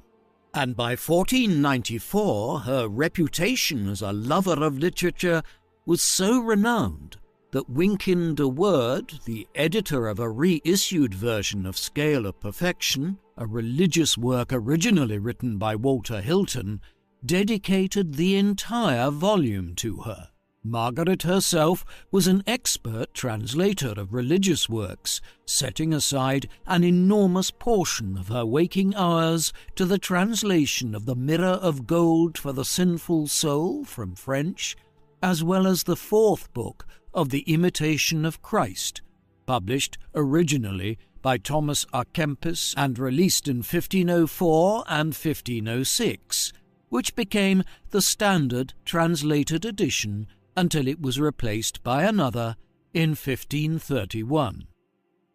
In addition to promoting the best literary works of her day, Margaret's personal chapel, overseen by 34 members of staff, almost equal in size to the King's Chapel, became an important centre for the innovation of polyphonic music, and the same site where Margaret practised as a committed Christian, a quality that was even recognised by the Pope in 1494, when he proclaimed her as a paragon of the Church for her ceaseless promotion of the feast of the name of Jesus. Although Margaret was a devout woman of God, she was also brutally practical, and could be particularly cutthroat in her property dealings, as was the case in 1492, when she advanced her own claim on lands situated in Wiltshire and Somerset as heiress of her great-uncle,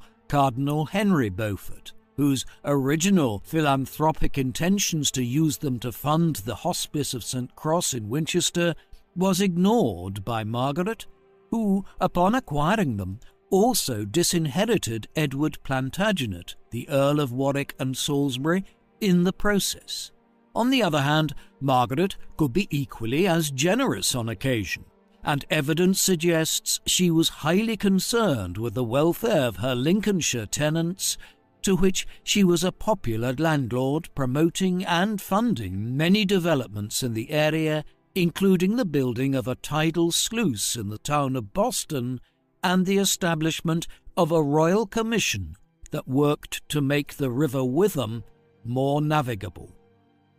Although Margaret always kept herself busy, she always reserved time for her grandchildren and always generously gave them many gifts. To her grandsons, Prince Edward and Henry, she bought many fine clothes and books, including a copy of Cicero's De Officiliis to Edward in 1495, and to her granddaughter, Princess Margaret, she sent precious jewellery and brooches on many occasions, also being a proud godmother to her alongside the youngest, Prince Edmund. She was also heavily involved in the marriage arrangements of her grandson, Arthur, Prince of Wales, to Catherine of Aragon, before his tragic death in 1502, requesting in 1498 that the young Spanish princess learn French to communicate, and also to accustom herself to drinking wine,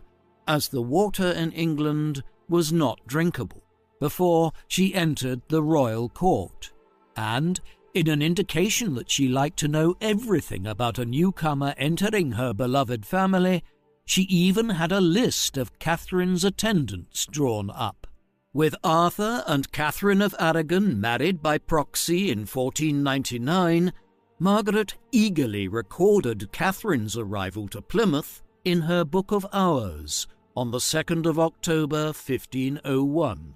and she was in attendance for their wedding on the 14th of November, preparing a great celebratory feast at Cold Harbour afterwards, intending to impress her Spanish guests, and on the 5th of July 1503 she would again play the role of gracious hostess by entertaining the entire royal family before her granddaughter Margaret went north to marry James IV of Scotland to become the Queen of the Scots.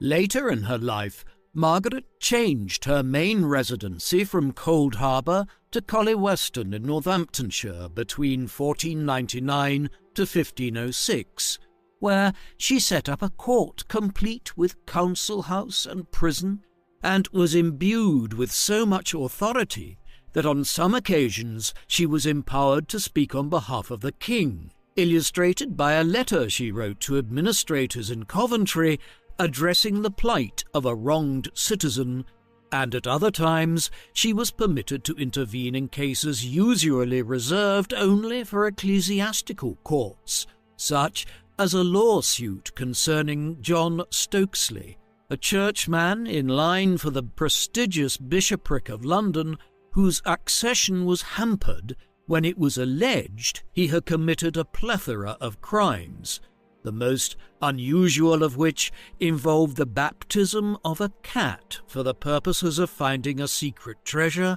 and another involving the Holy Maid of Leominster, whose fantastical claim that she only needed the bread and wine of the Eucharist to survive was quickly found to be patently false.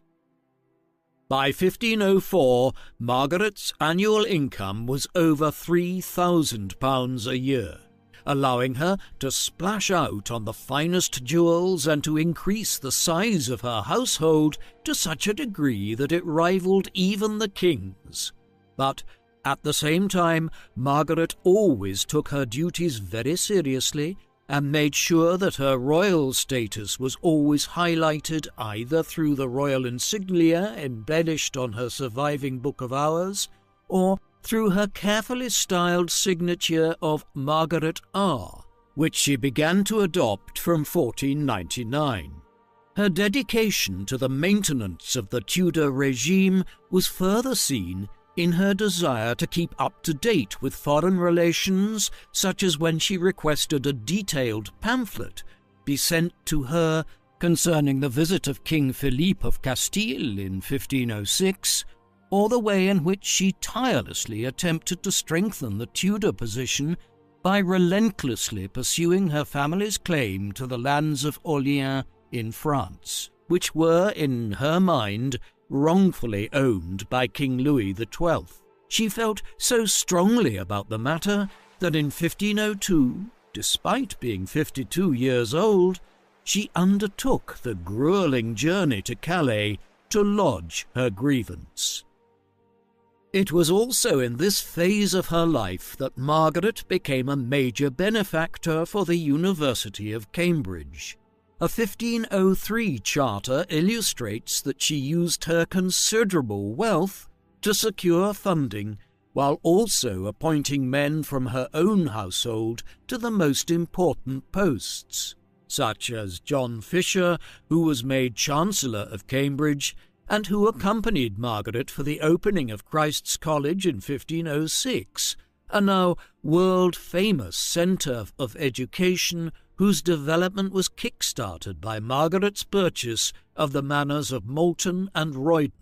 Another of Margaret's followers, Henry Hornby, made the dean of the chapel, later went on to supervise the progress of St. John's College, built between 1505 and 1509, thanks to a sizable donation from Margaret of £1,625.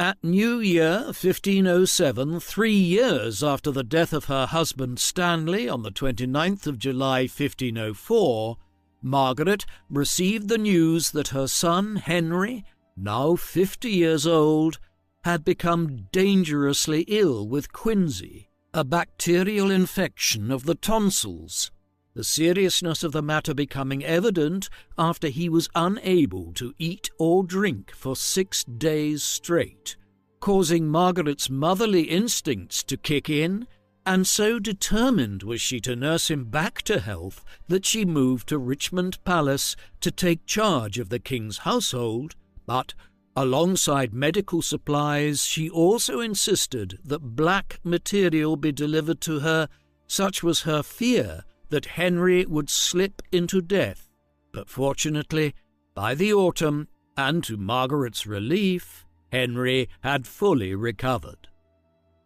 When the king fell ill once again in 1508, and with the realization that the sickness was persistent, thoughts turned to Henry's successor, the future Henry VIII, a popular figure at court who had turned 16 years old in June 1507, and a grandson that Margaret doted on, and had that month given him his first ever saddle and harness to celebrate his first joust. But the young prince found he would have to adapt to kingly life quicker than he thought in February 1509, when Henry VII once again was struck down by pestilence, this time tuberculosis. Margaret again rushed to Richmond, and ready to stay there as long as possible arranged for all of her belongings, including even her favourite bed, to be transported. But Margaret and all who attended the dying monarch realized at once that the diagnosis was grave, as, according to one source, all that stood about him scarcely might contain them from tears and weeping. And on the 21st of April, after taking his last Mass, Henry VII died later that day, leaving Margaret absolutely heartbroken. Now it was up to Margaret, who was placed at the top of the king's executors on his will, and who was herself experiencing ailing health, to arrange a proper send-off for her son, whose body was first embalmed and then moved from the Privy Chamber to the Great Chamber of Richmond, where he lay for 3 days to the sounds of daily dirges and masses, before being transferred to the Great Hall and then the chapel for 3 days each. Finally, his coffin was carried from Richmond to St. Paul's, where, after a moving sermon and mass overseen by Bishop Fisher on the 10th of May, he was then interred in his tomb at Westminster the next day, his household staff throwing in their staves of office in the grave before leaving to celebrate Henry's life in a great feast afterwards. With her dear son laid to rest, Margaret did not let grief nor ill health get in the way of preparing the way for her grandson's accession. In the interregnum, she was recognized by all as the unofficial queen and used her authority to make sure that Henry was surrounded by the right people when he finally took office, which involved reaffirming the loyalties of the men who had served her son well, such as John Fisher, Charles Somerset, Margaret's illegitimate cousin, and Richard Fox, the Bishop of Winchester, as well as removing some corrupting influences from the royal household, such as Richard Empson and Edmund Dudley, Henry's much reviled tax collectors, the latter of which Margaret had a personal grudge against after he acted unfaithfully in a previous property deal, and both of whom were arrested and then executed. When the young Henry VIII married the Spanish Princess Catherine of Aragon on the 11th of June 1509, it was unclear whether his grandmother herself was in attendance, as she was becoming increasingly frail, something that Margaret herself was very aware of, and after turning 66 years old in May, one chronicler noted how she feared that if she was to live longer, her body daily should have waxen more unwieldy, her sight should have been darked, and her hearing should have dulled more and more. Her legs should have failed her by and by, and all the other parts of her body waxed more creased every day, which things should have been matter to her of great discomfort. Despite despairing of her own physical condition, Margaret was able to hold on just long enough to attend the joint coronation of Henry and his new bride Catherine on the 24th of June, a grandiose affair in which the royal couple walked the streets of London to great aplomb, in the same finery that Henry's father and his first wife Elizabeth of York had worn for their special day a generation earlier,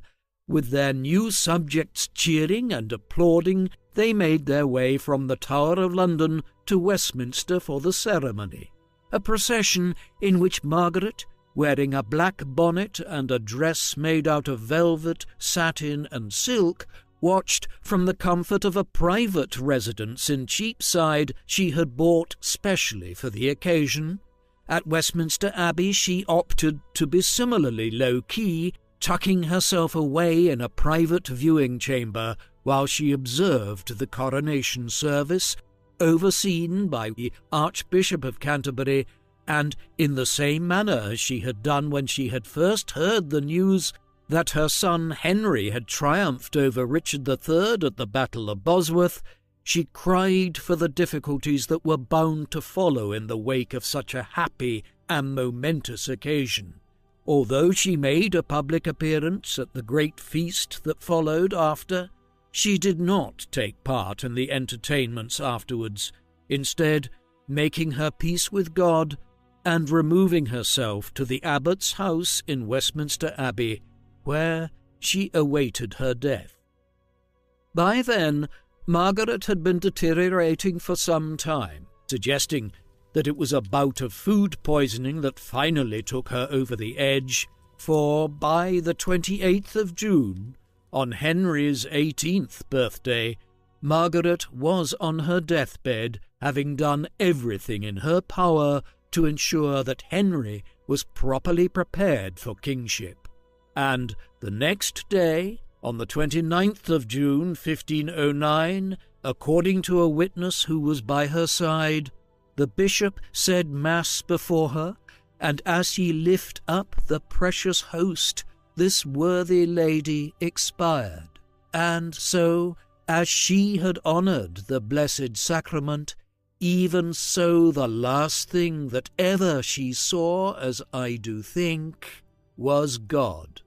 It was a fitting end for a woman who had spent so much of her time an ardent worshipper of the Christian faith, and as she ascended to heaven, her widower firmly believed that she is now joyful in that celestial court of heaven, where she shall be in eternal felicity for ever. Being an extremely wealthy heiress at a young age, Margaret would become embroiled in the political affairs of the realm through no choice of her own, her loyalties to the Lancastrian fold predetermined by the men who early on ran her life and dictated her future.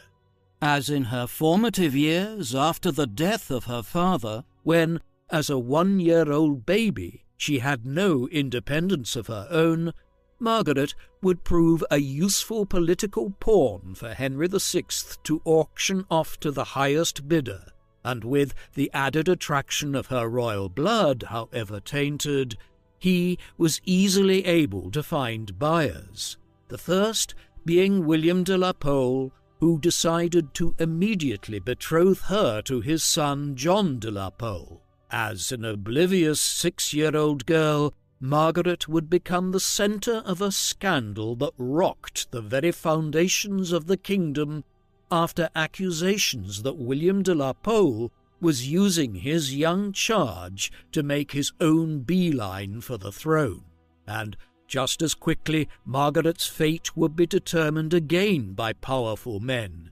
taking her down a path that would ultimately put her squarely in the Lancastrian camp during the Wars of the Roses, after it was decided she would marry Edmund Tudor, and from this brief and heartbreaking union would emerge the most important person in her life, Henry, and from the moment she first set eyes on him, she vowed she would do everything in her power to safeguard what was owed to him by birthright, his inheritance. With Edmund dying of the plague, Margaret entered into her second marriage with Henry Stafford, who would be an assuring and loving presence as her son Henry, only a few months old, was taken from her and transferred into the custody of his uncle Jasper Tudor to be raised and protected in Pembroke Castle, Wales. But Although Margaret found it easy enough to settle into a peaceful existence in the Surrey countryside, she constantly thought about her son, keeping in regular communication with him and receiving frequent updates about how he was faring. But with the ousting of King Henry VI in 1461 by Edward IV, Margaret was suddenly struck with fear for her son's safety as the Yorkist clan consolidated their rule of the kingdom. Yet, luckily for her, the new monarch proved magnanimous, and with Jasper Tudor following his half-brother, the king, into exile, Henry's guardianship was allocated instead to Lord William Herbert, where he was treated with love and respect. But with her son still separated from her, Margaret embarked on a new strategy throughout the 1460s, one that involved proving her loyalties to the Yorkists with the aim of preserving Henry's inheritance. By 1470, after Henry was briefly reinstated as king, the future looked bright for Margaret, who was reunited with her cherished son and was able to spend a blissful 2 weeks with the teenager at her Woking manor. Yet Margaret would be left inconsolable once again after Edward IV returned to the throne and Henry was forced to flee into exile with his uncle Jasper, and throughout the 1470s and early 1480s, a devastating period where smuggled letters were to be her only form of communication with Henry, she knew she would have to win back Edward's good graces all over again if she were ever to see her son granted safe passage back to his homeland. By 1482, with the help of time and calculated political gestures, Margaret had improved her position in the royal fold to such a degree that Edward was willing to allow Henry to return and for him to be legally endowed with property. But Margaret's plans were to be totally ruined with the usurpation of the crown by Richard III, and following the murders of Edward's successors at the Tower of London, Margaret sprung into action determined to place her own son on the throne, and employing her signature political astuteness, arranged the marriage of Elizabeth of York with Henry to further legitimize his claim by joining the houses of York and Lancaster. But with Margaret's first scheme to destroy Richard's regime going terribly wrong, her life only spared by her marriage to her third husband Stanley, whose support the increasingly loathed Richard needed to guarantee his own political survival, Margaret remained undeterred by the house arrest and the confiscation of all her properties that followed, still keeping secretly in touch with Henry, whose defeat of Richard III at the Battle of Bosworth finally liberated her from her shackles and reunited her with her son after 15 long and arduous years, and with Henry crowned the King of England, she finally became the arbiter of her own destiny. As the king's mother, Margaret became the most powerful woman in the realm, and with her inheritance and income now assuredly protected by her femme sole status, she began shaping England in her own image, enriching and entrenching the Tudor family into the very fabric of society via her hawkish accumulation of landed estates, setting up her own judicial system in the East Midlands at Northampton, where her sound and respected judgment saw her regularly intervene in normal as well as ecclesiastical courts, using her vast resources to fund the translation of monumental literary works, nursing the intellectual heritage of the realm by heavily investing in Cambridge University, all the while moulding herself into a paragon of faith and making sure to give generous offerings to religious institutions and to diligently follow the rituals and rites of Christianity for her own salvation, a faith that would indeed be tested by the premature deaths of many of her grandchildren, most notably Prince Arthur, but most significantly by the passing of her own son Henry, whose death affected her so immensely that she was barely able to hold on to her own life for much longer thereafter. But, as always, driven by a sense of familial duty, she made it her mission to survive until she was assured of the continuity of the Tudor dynasty, and, after it was confirmed by the coronation of her grandson King Henry VIII, her life's work was seemingly completed, and Margaret, retiring to the sanctuary of Westminster Abbey, passed away a mere 2 weeks later, doubtlessly eager to reunite with Henry, for she could not live without him. What do you think of Margaret Beaufort? Do you think she was single-handedly responsible for Henry VII's accession to the throne? And do you think she was a consistently effective political manipulator? Or that her passion for the welfare of her son made her prone to misjudgments? Please, let us know in the comments section. And in the meantime, thank you very much for watching.